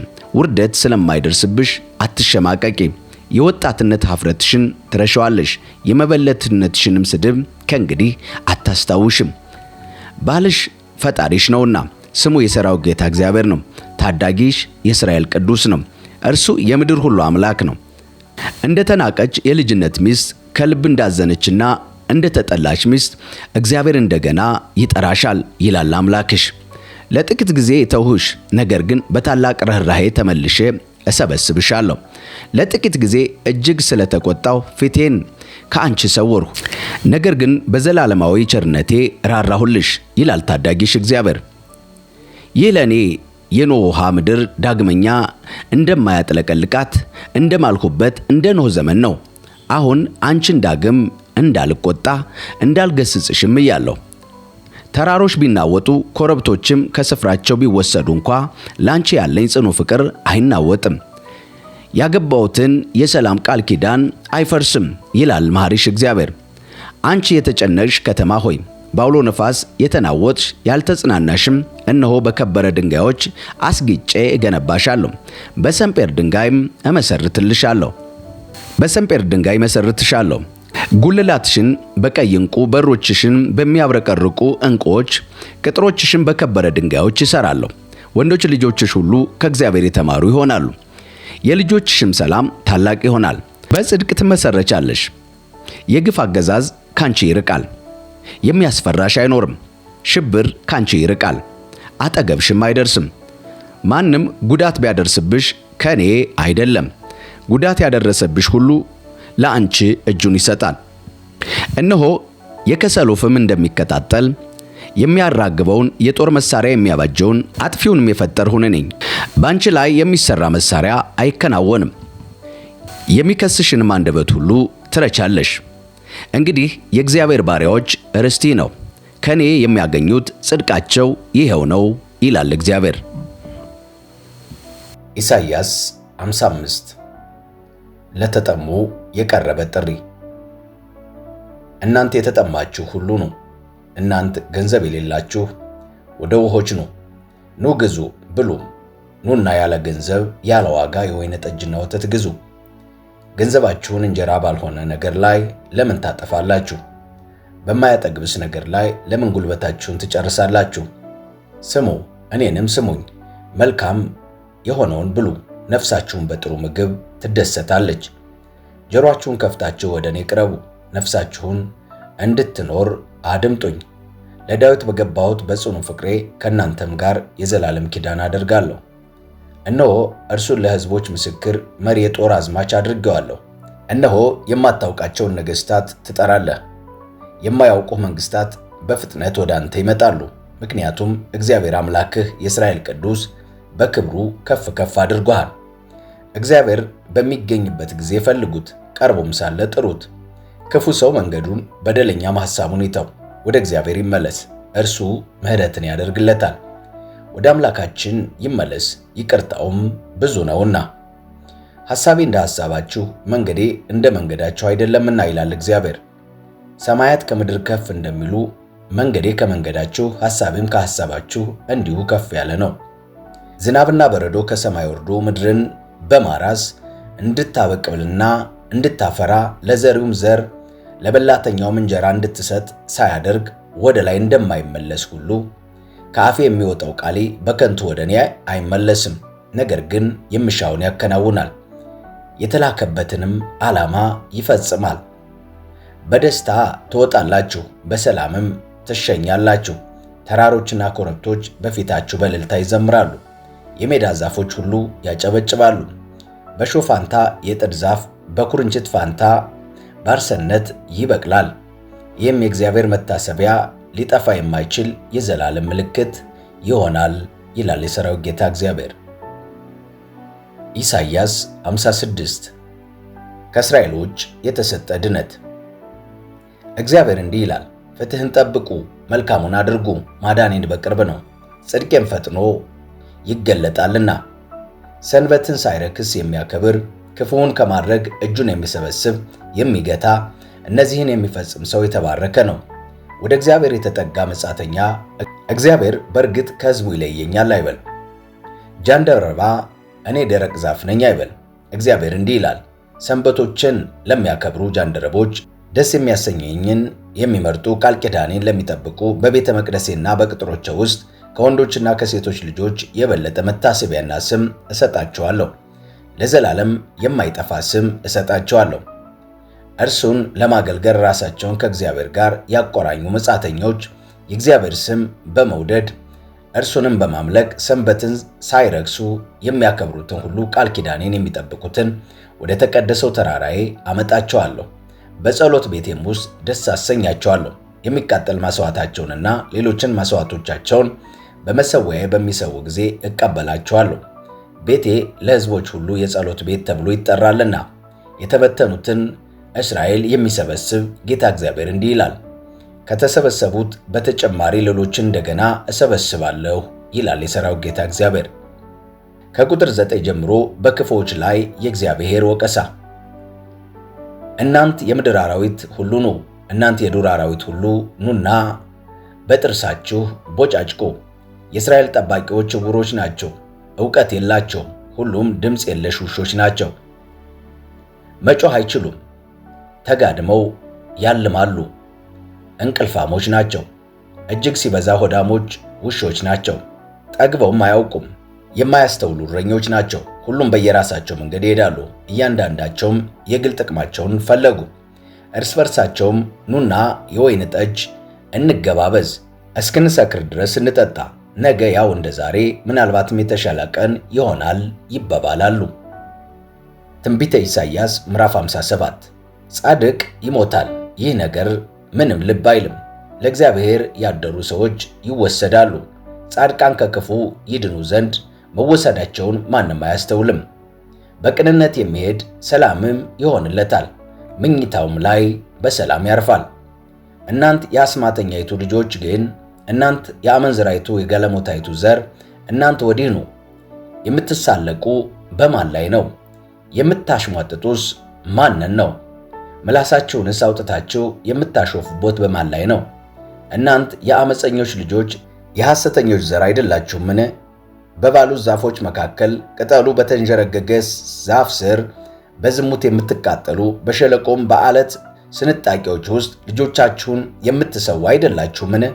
በሸለቆ ውስጥ የሚገኙ ለስላሳ ድንጋዮች ውስጥ ያሉት ጣዖቶች ያንቺ ናቸው፣ እነርሱም ዕጣ ፋንታዎችሽ ናቸው። እርግጥ ነው በእነርሱ ላይ የመጠጥ ቁርባን አፍስሰሻል፣ የእህል ቁርባንሽም አቅርበሻል። ታዲያ ስለ እነዚህ ነገሮች ዝም እላለሁን? አልጋሽን ከፍ ባደረገ በረዥሙ ኮረብታ ላይ አነጠፍሽ። በዚያም መሥዋዕትሽን ታቀርቢ ዘንድ ወጣሽ። ከመዝጊያሽና ከመቃንሽ ጀርባ የጣዖት ምስሎችሽን ሰቀልሽ። እኔን ትተሽ ምኝታሽን ገላለጥሽ፣ በላይም ወጥተሽ በጣም ገለጥሽው። ምኝታቸውን ከወደድሽላቸው ጋር ስምምነትን አደረግሽ። ዕርቃናቸውን አየሽ። የወይራ ዘይት ይዘሽ ሽቶ በላዩ ጨምረሽ ወደ ሞሎክ ሄድሽ። መልእክተኞችሽንም ወደ ሩቅ አገር ላክሽ። እስከ ራሱ እስከ ሲኦልም ዘለቅሽ። በመንገዱም ብዛት ደከምሽ፣ ነገር ግን ተስፋ የለውም አላልሽም። የጉልበት መታደስ አገኘሽ፣ ስለዚህ አልዛልሽም። እኔን የዋሸሽኝ ማንንስ ፈርተሽ ማንንስ ሰግተሽ ነው? እኔን ያላስታወስሽው ይህንንም በልብሽ ያላኖርሽው እኔን ያልፈራሽው ዝም ስላልሁ አይደለምን? ጽድቅሽንና ሥራሽን አጋልጣለሁ፣ እነርሱም አይጠቅሙሽም። ለእርዳታ በምትጮህበት ጊዜ የሰበሰብሻቸው ጣቶቻችሽ እስቲ ያድኑሽ። ንፋስ ጠራርጎ ይወስዳቸዋል፣ ሽውሽውሽታም ይበትናቸዋል። እኔን መጠጊያ ያደረገ ሰው ግን ምድሪቱን ይወርሳል፣ የተቀደሰ ተራራዬንም ገንዘቡ ያደርገዋል። ከቁጥር 14 ጀምሮ ልባቸው ለተሰበረ የተነገረ መጽናናት። እንዲህ ይባላል፣ አብጁ አብጁ፣ መንገድንም አዘጋጁ፣ ከሕዝቤ መንገድ እንቅፋትን አስወግዱ። ከፍ ከፍ ያለውንና ልዕልና ያለው እርሱ ስሙም ቅዱስ የሆነው ለዘላለም የሚኖረው እንዲህ ይላል፣ የተዋረዱትን መንፈሳቸውን ለማነሳሳት የተሰበረ ልብ ያላቸውን ለማነቃቃት ከፍ ባለውና በቅዱሱ ስፍራ እኖራለሁ። የተሰበረ ልብ ካለውና በመንፈሱ ከተዋረደው ጋር እሆናለሁ።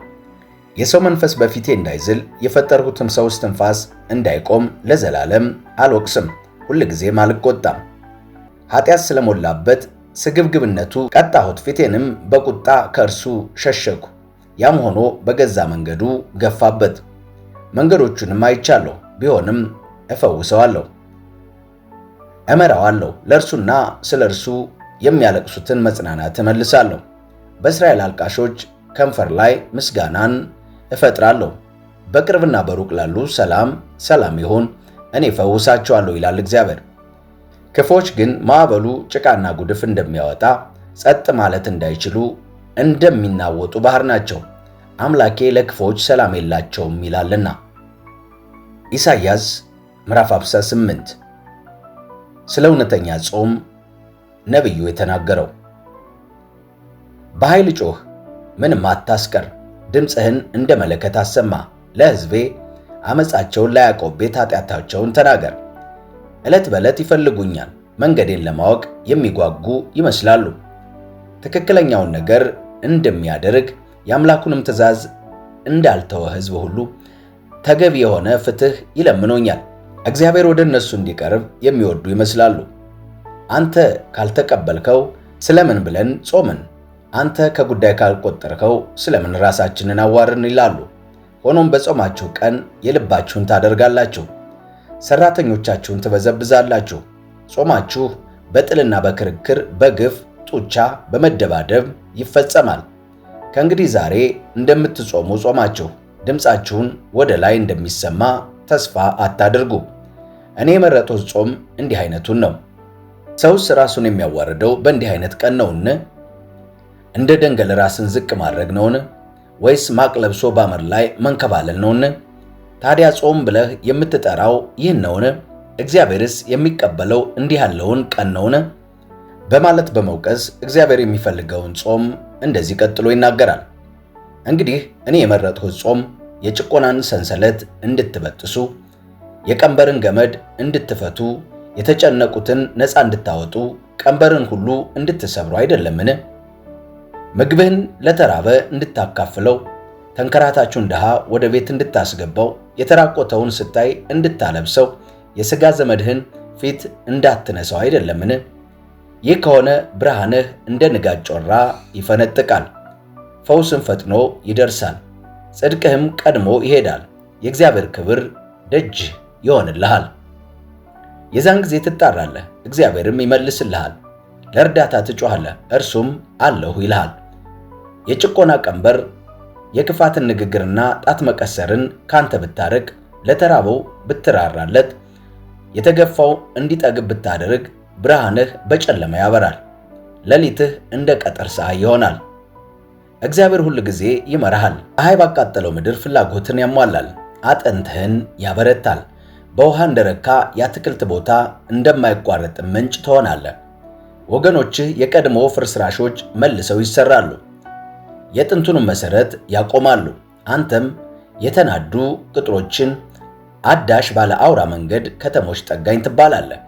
እግሮችህ ሰንሰለት እንዳይሹ ብታሳርፍ፣ በተቀደሰው ቀኔ የልብህን ባታደርግ፣ ሰንበትን ደስታይ የእግዚአብሔርን ቅዱስ ቀን የተከበረ ብለህ ብትጠራው፣ በገዛ መንገድህ ከመሄድ አንተ ፈቃድህን ከማድረግና ከከንቱ ንግግር ብትቆጠብ፣ በዚያን ጊዜ በእግዚአብሔር ደስ ይልሃል። በምድር ከፍታዎች ላይ እንድትጋልብ የአባትን ያዕቆብን ርስት ጠብቀህ እንድትበላ አደርግሃለሁ። የእግዚአብሔር አፍ ይህንን ተናግሯልና።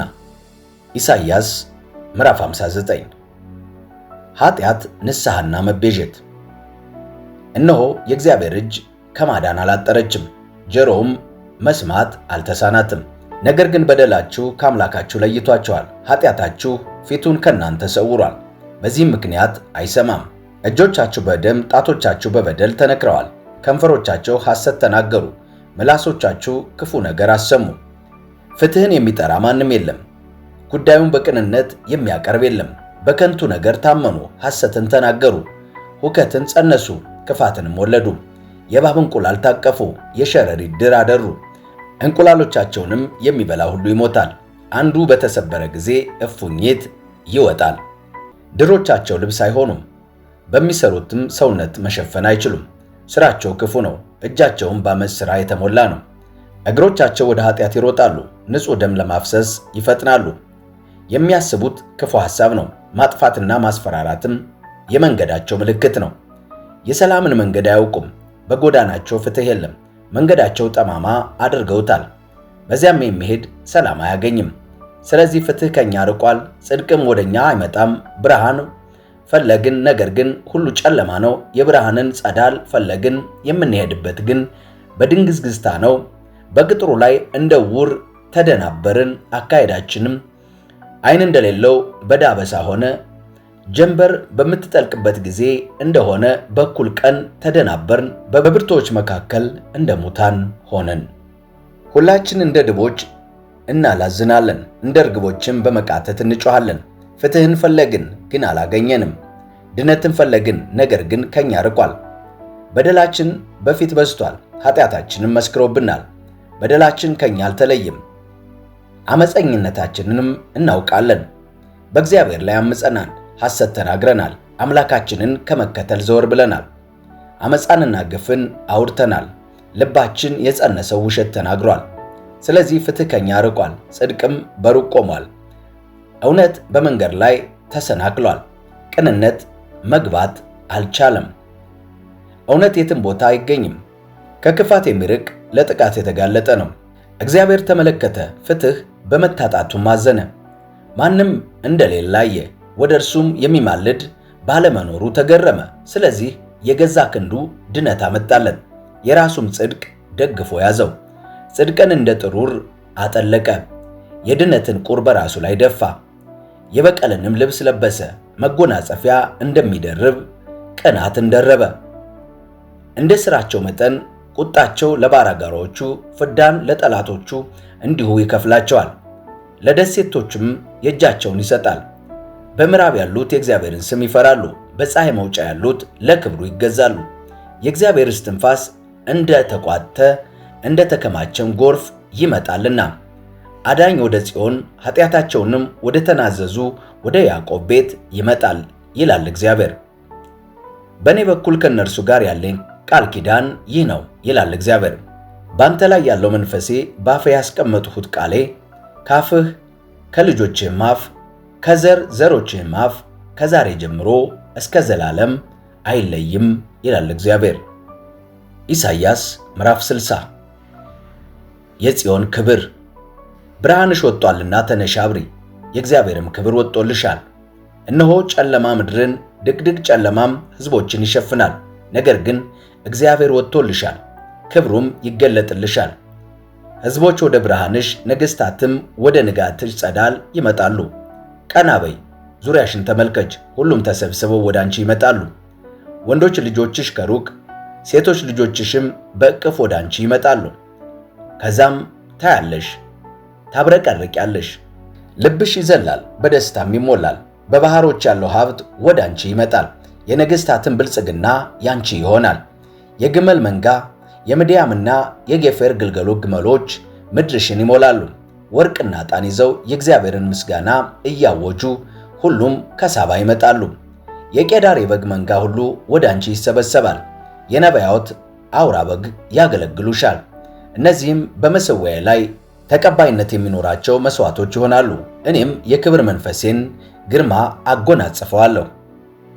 እርግቦች ወደ ጎጇቸው እንደሚበሩ እንደ ደመና የሚጓዙ እነዚህ እነማን ናቸው? በእርግጥ ደሴቶች እኔን ተስፋ ያደርጋሉ። እርሱ ክብሩን ስላጎናጸፈሽ ለእስራኤል ቅዱስ ለእግዚአብሔር አምላክሽ ክብር ከሩቅ ወንዶች ልጆችሽ ከነብራቸው ከነወርቃቸው ለማምጣት የተርሴስን መርከቦች ቀድመው ይወጣሉ።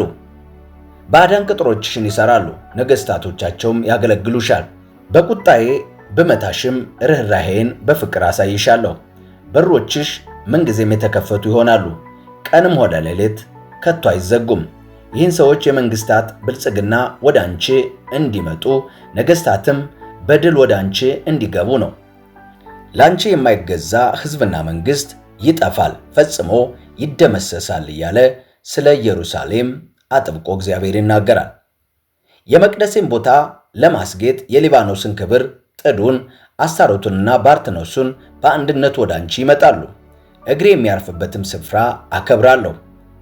የአስጨናቂዎችሽን ወንዶች ልጆች እየሰገዱ ወደ አንቺ ይመጣሉ። የናቁሽ ሁሉ እግርሽ ላይ ይደፋሉ። የእግዚአብሔር ከተማ የእስራኤል ቅዱስ ገንዘብ የሆንሽ ጽዮን ብለው ይጠሩሻል። የተተውሽና የተጠላሽ ማንም ሰው የማያልፍብሽ ብትሆኝም እንኳ እኔ የዘላለም ትምክህት የትውልድ ሁሉ ደስታ አደርግሻለሁ። የመንግሥታትን ወተት ትጠጫለሽ፣ የነገሥታትንም ጡት ትጠቢያለሽ። ከዚያም እኔ እግዚአብሔር አዳኝሽ፣ ቤዛሽ፣ እኔ ያዕቆብ ኃያል እንደሆኑ ታውቂያለሽ ይላል የሠራዊት ጌታ እግዚአብሔር። በናስ ፋንታ ወርቅ፣ በብረት ፋንታ ብር አመጣልሻለሁ። ሰላምን ገዥሽ፣ ጽድቅንም አለቃሽ አደርጋለሁ። ከእንግዲህ በምድርሽ ሁከት በጠረፎችሽም ጥፋትና መፈራረስ አይሰማም። ነገር ግን ቅጥሮችሽን ድነት፣ በሮችሽን ምስጋና ብለሽ ትጠሪያቸዋለሽ። ከእንግዲህ በቀን የፀሐይ ብርሃን አያስፈልግሽም፣ በሌሊትም የጨረቃ ብርሃን አያበራልሽም። እግዚአብሔር የዘላለም ብርሃን አምላክሽ ክብርሽ ይሆናልና። ፀሐይሽ ከእንግዲህ አትጠልቅም፣ ጨረቃሽም ብርሃን መስጠቷን አታቋርጥም። እግዚአብሔር የዘላለም ብርሃንሽ ይሆናልና። የሐዘንሽን ቀን ያከትማል፣ ሕዝብሽም ሁሉ ጻድቃን ይሆናል፣ ምድሪቱም ለዘላለም ይወርሳሉ። ለክብሬ መገለጫ የሆኑ ዘንድ የእጆች ሥራ እኔ የተከልኋቸው ቁጥቋጦዎች ናቸው። ከአንቺ ታናሽ የሆነው ሺህ ከሁሉም የመጨረሻ ታናሽ ኃያል መንግሥት ይሆናል። እኔ እግዚአብሔር ነኝ፣ ጊዜውም ሲደርስ ይህንን በፍጥነት አደርገዋለሁ ይላል እግዚአብሔር። ትንቢተ ኢሳይያስ ምዕራፍ 61 የተወደደችው የእግዚአብሔር ዓመት። የጌታ እግዚአብሔር መንፈስ በእኔ ላይ ነው፣ ለድሆች የምሥራች እሰብክ ዘንድ እግዚአብሔር ቀብቶኛል። ልባቸው የተሰበረውን እንድጠግን፣ ለምርኮኞችም ነፃነትን፣ ለእስረኞችም መፈታትን እንዳውጅ ልኮኛል። የተወደደውን የእግዚአብሔርን ዓመት የአምላካችንንም የበቀል ቀን አውጃለሁ። የሚያለቅሱት ሁሉ እንዲጽናኑ ልኮኛል። በጽዮን ያዘኑትን እንዳረጋጋ፣ በአመድ ፋንታ የውበት አክሊል እንድደፋላቸው፣ በልቅሶ ፋንታ የደስታ ዘይት በራሳቸው ላይ እንዳፈስላቸው፣ በትካዜ መንፈስ ፋንታ የምስጋና መጎናጸፊያ እንድደርብላቸው ልኮኛል። እነርሱም የክብር መገለጫ እንዲሆኑ እግዚአብሔር የተከላቸው የጽድቅ ዛፎች ተብለው ይጠራሉ። የጥንት ፍርስራሾችን መልሰው ይሰራሉ። በቀድሞ ጊዜ የወደሙትን መልሰው ያቆማሉ። ከብዙ ትውልድ በፊት የወደሙትን ፍርስራሽ ከተሞች እንደገና ይሰራሉ። መጻተኞች የበግ መንጎቻቸውም ያግዳሉ። ባዕዳን በእርሻችሁና በወይን ተክል ቦታችሁ ላይ ይሰሩላችኋል። እናንተ የእግዚአብሔር ካህናት ተብላችሁ ትጠራላችሁ። የአምላካችን ባሮች ትባላላችሁ። የመንግሥታትን ሀብት ትመገባላችሁ፣ በብልጽግናቸውም ትኮራላችሁ። ሕዝቤ በኀፍረታቸው ፋንታ እጥፍ ይቀበላሉ፣ በውርደታቸው ፋንታ በደስታቸው ደስ ይላቸዋል። የምድራቸውንም እጥፍ ርስት ይወርሳሉ። ዘላለማዊ ደስታ የእነርሱ ይሆናል። እኔ እግዚአብሔር ፍትሕን ስለምወድድ ዝርፊያንና በደልን እጠላለሁ። በታማኝነቴም የሚገባቸውን እሰጣቸዋለሁ። ከእነርሱም ጋር የዘላለም ኪዳን አደርጋለሁ። ዘሮቻቸው በመንግሥታት ልጆቻቸውን በሕዝቦች ዘንድ የታወቁ ይሆናሉ። የሚያዩአቸውም ሁሉ እግዚአብሔር የባረካቸው ሕዝብ እንደሆኑ ያውቃሉ። በእግዚአብሔር እጅግ ደስ ይለኛል፣ ነፍሴ በአምላኬ ሐሴት ታደርጋለች። ሙሽራ ራሱን እንደሚያሳምር ሙሽራይቱም በዕንቁዎቿ እንደምታጌጥ የድነት ልብስ አልብሶኛል፣ የጽድቅንም መጎናጸፊያ ደርቦልኛል። ምድር ቡቃያ እንደምታበቅል ተክል ቦታ ችግኝ እንደሚያፈላ ጌታ እግዚአብሔርም በመንግሥታት ሁሉ ፊት ጽድቅንና ምስጋናን ያበቅላል ይላል። ኢሳይያስ ምዕራፍ 62 አዲሱ የጽዮን ስም። ጽድቋ እንደ ማለዳ ወገግታ እስኪፈነጥቅ ንጋቷ እንደሚያንጸባርቅ ፋና እስኪታይ ስለ ጽዮን ዝም አልልም ይላል የሠራዊት ጌታ እግዚአብሔር። ስለ ኢየሩሳሌምም ጸጥ አልልም። መንግሥታት ጽድቅሽን፣ ነገሥታት ክብርሽን ያያሉ። የእግዚአብሔር አፍ በሚያወጣልሽ በአዲሱ ስም ትጠሪያለሽ። በእግዚአብሔር እጅ የክብር አክሊል፣ በአምላክሽም እጅ የመንግሥታት ዘውድ ትሆኛለሽ። ከእንግዲህ የተተወች ብለው አይጠሩሽም፣ ምድርሽም የተተወች አትባልም። ነገር ግን ደስታዬ በእርሷ ትባያለሽ፣ ምድርሽም ባለባል ትባላለች። እግዚአብሔር በአንቺ ደስ ይለዋል፣ ምድርሽም ባለባል ትሆናለች። ጎልማሳ ድንግሊቱን እንደሚያገባ ልጆችሽ እንዲሁ ያገቡሻል። ሙሽራ በሙሽራይቱ ደስ እንደሚለው አምላክሽ በአንቺ ደስ ይለዋል። ኢየሩሳሌም ሆይ ዘብ ጠባቂዎችሽ በቅጥሮችሽ ላይ አቁሜአለሁ፣ ቀንም ሆነ ሌሊት ፈጽሞ አይታክቱም። እናንተ ወደ እግዚአብሔር አቤት አቤት የምትሉ ፈጽሞ አትረፉ። ኢየሩሳሌምን እስኪያጽናናት የምድርን ምስጋና እስኪያደርጋት ዕረፍት አትስጡት። እግዚአብሔር በቀኝ እጁ በኃይል ክንዱ እንዲህ ሲል ምሏል። ከእንግዲህ እህልሽን ለጠላቶች መብል እንዲሆን አልሰጥም። ከእንግዲህ የደከምሽበትን አዲስ የወይን ጠጅ ባዕዳን አይጠጡትም። ነገር ግን መከሩን የሰበሰቡ ይበሉታል፣ እግዚአብሔርን ያመሰግናሉ። የወይን ፍሬም የበቀለው በመቅደስ አደባባዩ ይጠጡታል። ዕረፉ፣ በበሮችም በኩል እለፉ። ለሕዝቡ መንገድ አዘጋጁ፣ አስተካክሉ፣ ጎዳናውንም አስተካክሉ፣ ድንጋዩንም አስወግዱ፣ ለመንግሥታትም ምልክት አሳዩ። እግዚአብሔር እስከ ምድር ዳርቻ እንዲህ ሲል አውጇል። ለጽዮን ሴት ልጅ እነሆ አዳኝሽ መጥቷል። ዋጋሽ በእጁ አለ፣ ዕድል ፋንታሽም ከእርሱ ጋር ነው በሏት። እነርሱም ቅዱስ ሕዝብ፣ እግዚአብሔር የተቤዠው ተብለው ይጠራሉ። አንቺም የምትፈለግ ከእንግዲህ የማትተው ከተማ ትባያለሽ በማለት እግዚአብሔር ስለ ኢየሩሳሌም ጉብኝት ይናገራል። ኢሳይያስ ምዕራፍ 63 እግዚአብሔር የሚቤዥበትና የሚበቀልበት ቀን። ይህ ከኤዶም ቀይ ከነበረው መጎናጸፊያ ለብሶ ከባሶራ የሚመጣ ማን ነው? ይህ ክብር የተጎናጸፈ በኃይሉ ታላቅነት እየተራመደ የሚመጣውስ ማን ነው? በጽድቅ የሚናገር በማዳንም ኃይል ኃያል የሆነ እግዚአብሔር ነው። መጎናጸፊያ ለምን በወይን መጭመቂያ ወይን እንደሚረገጥ ሰዎች ልብስ ቀላ። እኔ በመጭመቂያው ወይኑ ብቻዬን ረገጥሁህ። ከመንግሥታት ማንም ከኔ ጋር አልነበረም። በቁጣዬ ረገጥኋቸው፣ በመዓቴም ጨፈለቅኋቸው።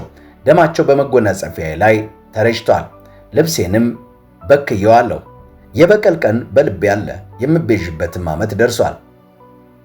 ተመለከትሁ፣ የሚረዳ ግን አልነበረም፣ የሚያግዝ ባለመኖሩ ተገረምሁ። ስለዚህም የገዛ ክንዴ ድነት አመጣልኝ፣ የገዛ ቁጣዬም አጸናኝ። መንግሥታትን በቁጣዬ ረጋገጥሁ፣ በመዓቴ አረከስኳቸው፣ ደማቸውንም በምድር ላይ አፈሰስሁ። በዚሁ ምዕራፍ ከቁጥር 7 ጀምሮ ውዳሴና ጸሎት። የእግዚአብሔርን ቸርነት፣ እግዚአብሔር ስላደረገው ሁሉ፣ ስለሚነግስበት ስፍራ፣ እንደ ፍቅሩና እንደ ቸርነቱ መጠን ለእስራኤል ቤት ያደረገውን፣ አዎን ስላደረገው መልካም ነገር እናገራለሁ። እርሱ እርግጥ ነው፣ እነርሱም ሕዝቤ ናቸው፣ የማይዋሹ ወንዶች ልጆች ናቸው አለ። ስለዚህም አዳኝ ሆነላቸው። በጭንቀታቸውም ሁሉ ተጨነቁ። የፊቱን መልአክ አዳናቸው፣ በፍቅሩና በምሕረቱ ዋጃቸው። በቀደመው ዘመን ሁሉ አነሳቸው፣ ተሸከማቸው። እነርሱ ግን አመፁ፣ ቅዱስ መንፈሱንም አሳዘኑ። ስለዚህ ተመልሶ ጠላት ይሆንባቸዋል። እርሱ ራሱ ተዋጋቸው። ከዚያም ሕዝቡ የጥንቱን ዘመን የሙሴንና የሕዝቡን ጊዜ እንዲህ በማለት አስታወሱ። የበጎቹ እረኛ የባሕር ያከናወናቸው ከባሕሩ ያወጣቸው እርሱ የት አለ? መቅደስ መንፈሱንስ በመካከላቸው ያኖረ እርሱ የት አለ?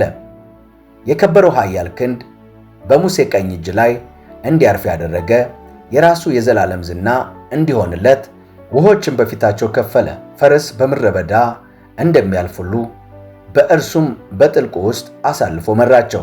ስለዚህም አልተሰናከሉም። ወደ ሸለቆም እንደሚወርድ የከብት መንጋ በእግዚአብሔር መንፈስ ዕረፍት ሰጣቸው። ሕዝብህም በዚህ ሁኔታ የመራሃቸው ስምህም የከበረ ለማድረግ ነው። ከተቀደሰውም የተከበረውና ከፍ ካለው ዙፋንህ ከሰማይ ወደ ታች ተመለከት። ኃይልንና ቅንዓትህ የት አለ? ገርነትና ርኅራኄ ከኛ ርቀዋል። አብርሃም ባያውቀን እስራኤልም ባይገነዘበን እንኳ እኛ እኮ አባታችን ነህ። እግዚአብሔር ሆይ አንተ አባታችን ነህ። ከጥንትም ቢሆን ስምህን ቤዛችን ነው። እግዚአብሔር ሆይ ከመንገድህ አታውጣን። ልባችንን በማደንደን ለምን እንዳንፈራህ አደረግ። ስለ ባሮች ስትል፣ ስለ ርስትህ ነገዶች ስትል እባክህ ተመልከት። ለጥቂት ጊዜ ሕዝብህን የተቀደሰውንም ስፍራ ወርሶ ነበር። አሁን ግን ጠላቶቻችን መቅደስህን ረገጡ። እኛ እኮ ጥንትም ያንተው ነን። እነርሱ ግን አንተ አላገዝካቸውም፣ በስምህም አልተጠሩም። ትንቢተ ኢሳይያስ ምዕራፍ 64 አቤቱ ሰማያትን ቀደህ ምነው በወረድህ? ምነው ተራሮች በፊትህ በተናወጡ? እሳት ሲለኮስ ጭራሮችን እንደሚያቀጣጥል ውሃን እንደሚያፈላ ስምህ በጠላቶች ዘንድ እንዲታወቅ ውረድ። መንግሥታትም በፊትህ እንዲንቀጠቀጡ አድርግ። እኛ ያልጠበቅነውን አስፈሪ ነገር ባደረግ ጊዜ አንተ ወረድህ፣ ተራሮችን በፊትህ ተንቀጠቀጡ። ከጥንት ጀምሮ በተስፋ ለሚጠባበቁህ የሚደርስላቸው እንዳንተ ያለ አምላክ ያየ ዓይን ያደመጠ ጆሮ ፈጽሞ አልነበረም። በደስታ ቀን ነገር የሚያደርጉትን መንገድህን የሚያሰቡትንም ትረዳለህ። እኛ ግን በእርሱ ላይ ሳናቋርጥ ኃጢአት በመስራት እነሆ ተቆጣን። ታዲያ እንዴት መዳን እንችላለን? ሁላችን እንደረከሰ ሰው ሆነናል። የጽድቅ ሥራችን ወደ መርገም ጨርቅ ነው። ሁላችንም እንደ ቅጠል ረግፈናል። ኃጢአታችንም እንደ ነፋስ ጠራርጎናል። ማንም በጸሎት ስምህን አይጠራም። አንተንም ለመያዝ የሚሞክር የለም። ፊትህ ከኛ ሰውረሃል፣ ስለ ኃጢአታችንም ትተኸናል። ይኸውም ሆኖ እግዚአብሔር ሆይ አንተ አባታችን ነህ። እኛ ሸክላዎች፣ አንተም ሸክላ ሰሪ ነህ። ሁላችንም የእጅ ሥራ ነን። እግዚአብሔር ሆይ ከልክ በላይ አትቆጣን፣ ኃጢአታችንንም ለዘላለም አታስብ። እባክህ ተመልከተን፣ ፊትህን ወደኛ መልስ። ሁላችም ያንተ ሕዝብ ነንና። የተቀደሱ ከተሞችህ ምድረ በዳ ሆኑ። ጽዮን ራሷ እንኳ ምድረ በዳ፣ ኢየሩሳሌም የተፈታች ሆናለች። አባቶቻችን አንተን ያመሰገኑበት የተቀደሰውንና የከበረውን ቤተ መቅደሳችንን በእሳት ተቃጥሏል። ያማሩ ቦታዎችም ሁሉ እንዳልነበሩ ሆነዋል። እግዚአብሔር ሆይ ይህ ሁሉ ሆኖ አትመልሰልንምን? ዝም ብለህ ከልክ በላይ ትቀጣናለህን? በማለት ነቢዩ ያየውን ይናገራል። ኢሳይያስ ምዕራፍ 65 ፍርድና ድነት። ላለመኑኝ ራሴን ገለጥኩላቸው፣ ላልፈለጉኝ ተገኘሁላቸው። ስሜንም ላልጠሩ ሕዝብ አለሁ አለሁ አልሁ። ለአመፀኛ ሕዝብ፣ መልካም ባልሆነ መንገዶች ለሚሄዱ፣ የልባቸው ምኞት ለሚከተሉ፣ ቀኑን ሙሉ እጆቻቸውን ዘርግተው ዘወትር በፊቴ የሚያስቆጡኝን ሕዝቦች፣ በአትክልት ቦታ መሥዋዕት የሚያቀርቡ፣ በሸክላ መሠዊያው ላይ ዕጣን የሚያጥኑ፣ ዘወትር በፊቴ የሚያስቆጡኝ ሕዝብ ናቸው። በመቃብር መካከል የሚቀመጡ፣ በስውር ቦታዎች የሚያድሩ፣ የእሪያ ሥጋ የሚበሉ፣ ማሰሮቻቸውም በረከሰ ሥጋ መቅረዝ የሚሞሉ ናቸው። ዘወር በል፣ አትቅረበኝ፣ አትጠጋኝ፣ እኔ ካንተ ይልቅ ቅዱስ ነኝ የሚል ናቸው። እንዲህ ያለ ሕዝብ በአፍንጫዬ ዘንድ እንደ ጢስ፣ ቀኑን ሙሉ እንደሚነድድ እሳት ነው። እነሆ እንዲህ የሚል ተጽዕኖ ፊቴ ተቀምጧል። ዝም አልልም፣ ነገር ግን እንደ ሥራው ሰጠዋለሁ፣ የእጆቻቸውንም እከፍላቸዋለሁ። የአንተን ኃጢአት የአባቶችንም ኃጢአት እበቀላለሁ ይላል እግዚአብሔር። በተራሮች ላይ የሚቃጠል መሥዋዕት ስላቀረቡ፣ በኮረብቶች ላይ ስለሰደቡኝ፣ በሰፈሩት ቁና ይሰፈርላቸዋል፣ ስለ ቀደሙት ሥራዎቻቸውም የእጃቸውን ያገኛሉ ይላል እግዚአብሔር። እግዚአብሔር እንዲህ ይላል፣ በወይኑ ዘለላ ውስጥ ጭማቂው ገና እንዳለ ሁሉ ሰዎችም በውስጡ ጥሩ ነገር ስላለ አትቁረጡት እንደሚሉ እኔም ስለ ባሮቼ ስል እንዲሁ አደርጋለሁ። ሙሉ በሙሉ አላጠፋውም። ከያዕቆብ ዘር የሆኑትን ከይሁዳም ተራሮቼ የሚወርሱትን አመጣለሁ። የተመረጠውን ሕዝቤ ይወርሳቸዋል፣ ባሪያዎቼ በዚያ ይኖራሉ። አጥብቀው ለሚፈልጉኝ ሕዝብ ሳሮን የበጎች መሰማሪያ፣ የአኮር ሸለቆም የከብቶች ማረፊያ ይሆናቸዋል። ነገር ግን እግዚአብሔርን ለረሳችሁ ለተዋችሁ ለናንተ የተቀደሰ ተራራዬን ላረከሳችሁ ዕጣ ፋንታ ለተጣለ ጣዖት ቦታ ላዘጋጀሁት ዕድል ለተባለ ጣዖት ድብቅ የወይን ጠጅ በዋንጫ ለሞላችሁ ተጣርቼ ስላልመለሳችሁ ተናግሬ ስላልሰማችሁ በፊቴ ክፉ ነገር ስላደረጋችሁ የሚያስከፋኝን ነገር ስላደረጋችሁ ለሰይፍ ዳርጋችኋለሁ። ሁላችሁም ለመታረድ ትጎነብሳላችሁ። ስለዚህ ጌታ እግዚአብሔር እንዲህ ይላል፣ ባሮቼ ይበላሉ፣ እናንተ ግን ትራባላችሁ። ባሮቼ ይጠጣሉ፣ እናንተ ግን ትጠማላችሁ። ባሮቼ ደስ ይላቸዋል፣ እናንተ ግን ታፍራላችሁ። ባሮቼ ከልብ በመነጨ ደስታ ይዘምራሉ፣ እናንተ ግን ልባችሁ በማዘኑ ትጮኻላችሁ። መንፈሳችሁ በመሰበሩ ወዮ ትላላችሁ። ስማችሁን የተመረጠው ሕዝቤ እርግማን እንዲያደርገው ትተዋላችሁ። ጌታ እግዚአብሔር ይገድላችኋል፣ ለአገልጋዮቹ ግን ሌላ ስም ይሰጣቸዋል። ስለዚህ በምድሪቱ ላይ በረከትን የሚጠራ በእውነት አምላክ ስም ይባረክ። በምድሪቱ መሐላም የሚምል በእውነት አምላክ ስም ይምላል። ያለፉትን ችግሮች ተረስተዋል፣ ከዓይኖችም ተሰውረዋል ይላል እግዚአብሔር። ከቁጥር 17 ጀምሮ አዲስ ሰማይና አዲስ ምድር ያየውን ነቢዩ እንደዚህ ይናገራል። እነሆ እኔ አዲስ ሰማይና አዲስ ምድር እፈጥራለሁ። ያለፉት ነገሮች አይታሰቡም አይታወሱም። ነገር ግን በምድረ በዳው ደስ ይበላችሁ፣ ለዘላለም ሐሴት አድርጉ። ነገር ግን በምፈጥረው ደስ ይበላችሁ፣ ለዘላለም ሐሴት አድርጉ። ኢየሩሳሌምን ለደስታ ሕዝቦቿንም ለሐሴት እፈጥራለሁና በኢየሩሳሌም እደሰታለሁ፣ በሕዝቤ ሐሴት አደርጋለሁ። የለቅሶና የጩኸት ድምፅ ከእንግዲህ በዛ አይሰማም። ከእንግዲህም በዚያ ለጥቂት ጊዜ ብቻ በሕይወት የሚኖር ሕፃን ወይም ዕድሜ ያልጠገበ አረጋዊ አይኖርም። 100 ዓመት የሞላ ሰው ቢሞትም በአጭር እንደተቀጨ ይቆጠራል። አንድ ሰው 100 ዓመት ሳይሞላው ቢሞት እንደተቀጸፈ ይገመታል።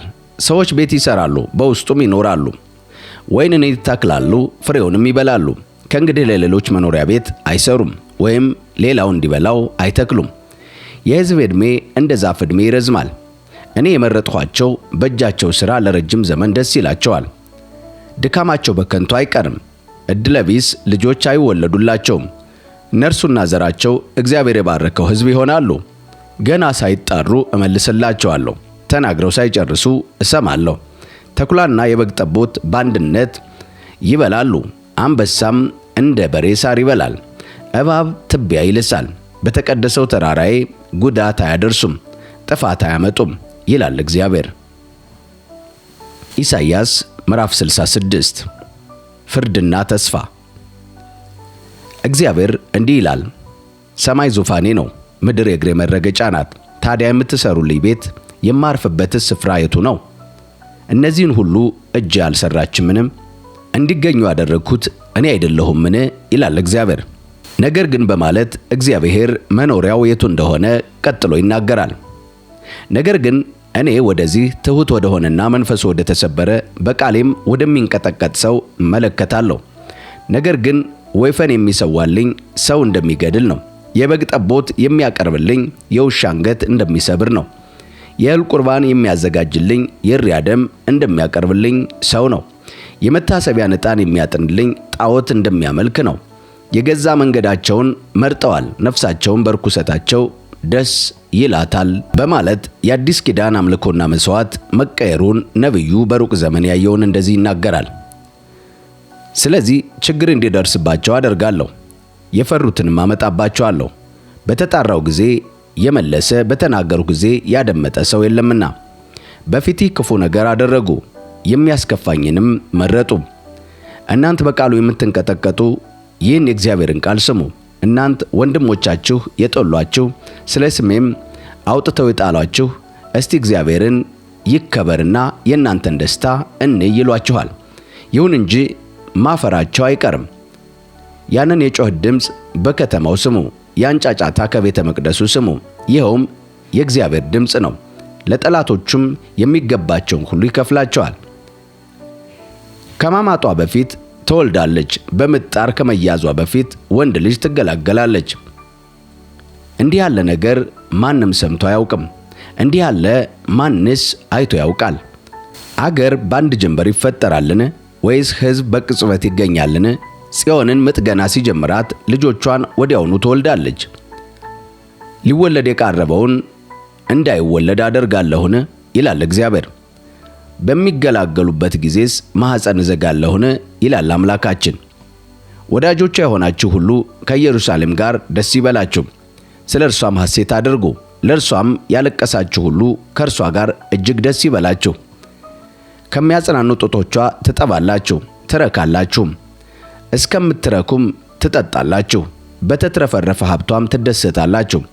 እግዚአብሔር እንዲህ ይላል፣ እነሆ ሰላምን እንደ ወንዝ ውሃ አፈሳለሁ፣ የመንግሥታትንም ብልጽግና እንደ ጅረት ውሃ አጎርፍላታለሁ።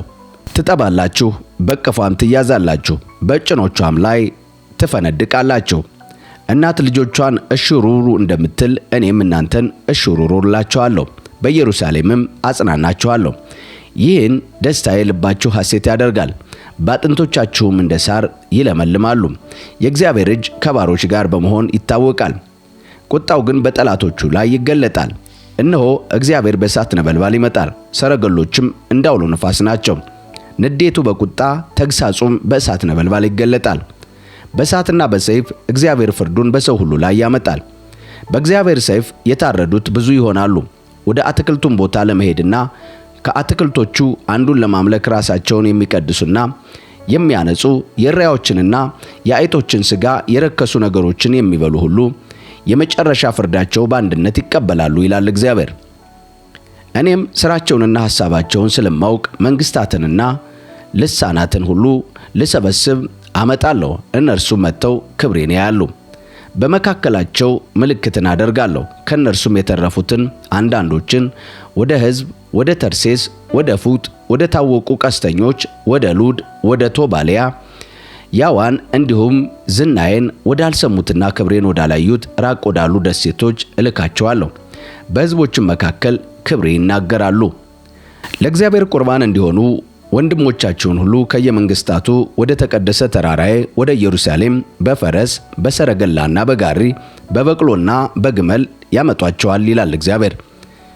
እስራኤላውያን የእህል ቁርባናቸውን በሥርዓቱ መሠረት በነጹ ዕቃዎች ወደ እግዚአብሔር ቤተ መቅደስ እንዲያቀርቡ እነዚህን ያቀርቧቸዋል። እኔም ካህናትና ሌዋውያን የሆኑ ዘንድ አንዳንዶችን እመርጣቸዋለሁ ይላል እግዚአብሔር። እኔ የምሠራቸው አዲስ ሰማይና አዲስ ምድር በፊቴ ጸንተው እንደሚኖሩ የእናንተም የዘራችሁ ስም እንዲሁ ጸንቶ ይኖራል ይላል እግዚአብሔር። ከአንድ ወር መባቻ እስከ ሌላው እንዲሁም ከአንዱ ሰንበት እስከ ሌላው የሰው ልጆች ሁሉ በፊቴ ሊሰግዱ ይመጣሉ ይላል እግዚአብሔር። መጥተውም በእኔ ላይ ያመጹትን ሰዎች ሬሳ ያያሉ። ትላቸው አይሞትም፣ እሳታቸውም አይጠፋም፣ ለሰውም ዘር ሁሉ አጸያፊ ይሆናሉ ይላል እግዚአብሔር። ውድ የአሳፍ ቲዩብ ተከታታዮች እግዚአብሔር አምላክ ሕዝበ እስራኤልን ጣላቸውን? ካየናቸው የመጽሐፍ ቅዱስ እውነቶች ውስጥ እግዚአብሔር ሕዝቡን አልጣለም። እግዚአብሔር ለወደቀውና በምርኮ ለተጋዘው ሕዝብ እንደገና ሲራራ ኢየሩሳሌምን እንደገና ወደ ክብር ሲመልሳት እንመለከታለን። ከዚህ የመጽሐፍ ቅዱስ ታሪክ ውስጥ ያለፈው ስቃያችሁ ለወደፊት ክብራችሁ መሻገሪያችሁ እንደሆነ መማር ያስፈልጋል። እግዚአብሔር የታመነ ነው። የሚመጣውም ተስፋ ካለፈው ታሪክ ይበልጣል። እግዚአብሔር የተስፋ አምላክ ነው። ከትናንትና ይልቅ እግዚአብሔር ለነጋችን ትልቅ ክብር ከፊታችን እንዳለው ማመን ያስፈልጋል። እግዚአብሔር አምላካችንን ዘወትር ፊቱን በመፈለግ እነሆ መንገዳችንን በመንገዱ ላይ በማድረግ ሁል ጊዜ ከጠበቅነው በእርግጥም እግዚአብሔር ይጎበኘናል። እግዚአብሔር ለተናገረው ነገርና እግዚአብሔር አደርግልሃለሁ ላለው ነገር ለዛ ክብር ያበቃናል። ሁላችንም ከፊታችን ክብር እንዳለ እያሰብን በዚህ እንጨርሳለን። እግዚአብሔር አምላክ በያላችሁበት የዓለም ዳርቻ ሁሉ ሰላማችሁን ያብዛ፣ ጥበቃው አይለያችሁ እንላለን። ሰላም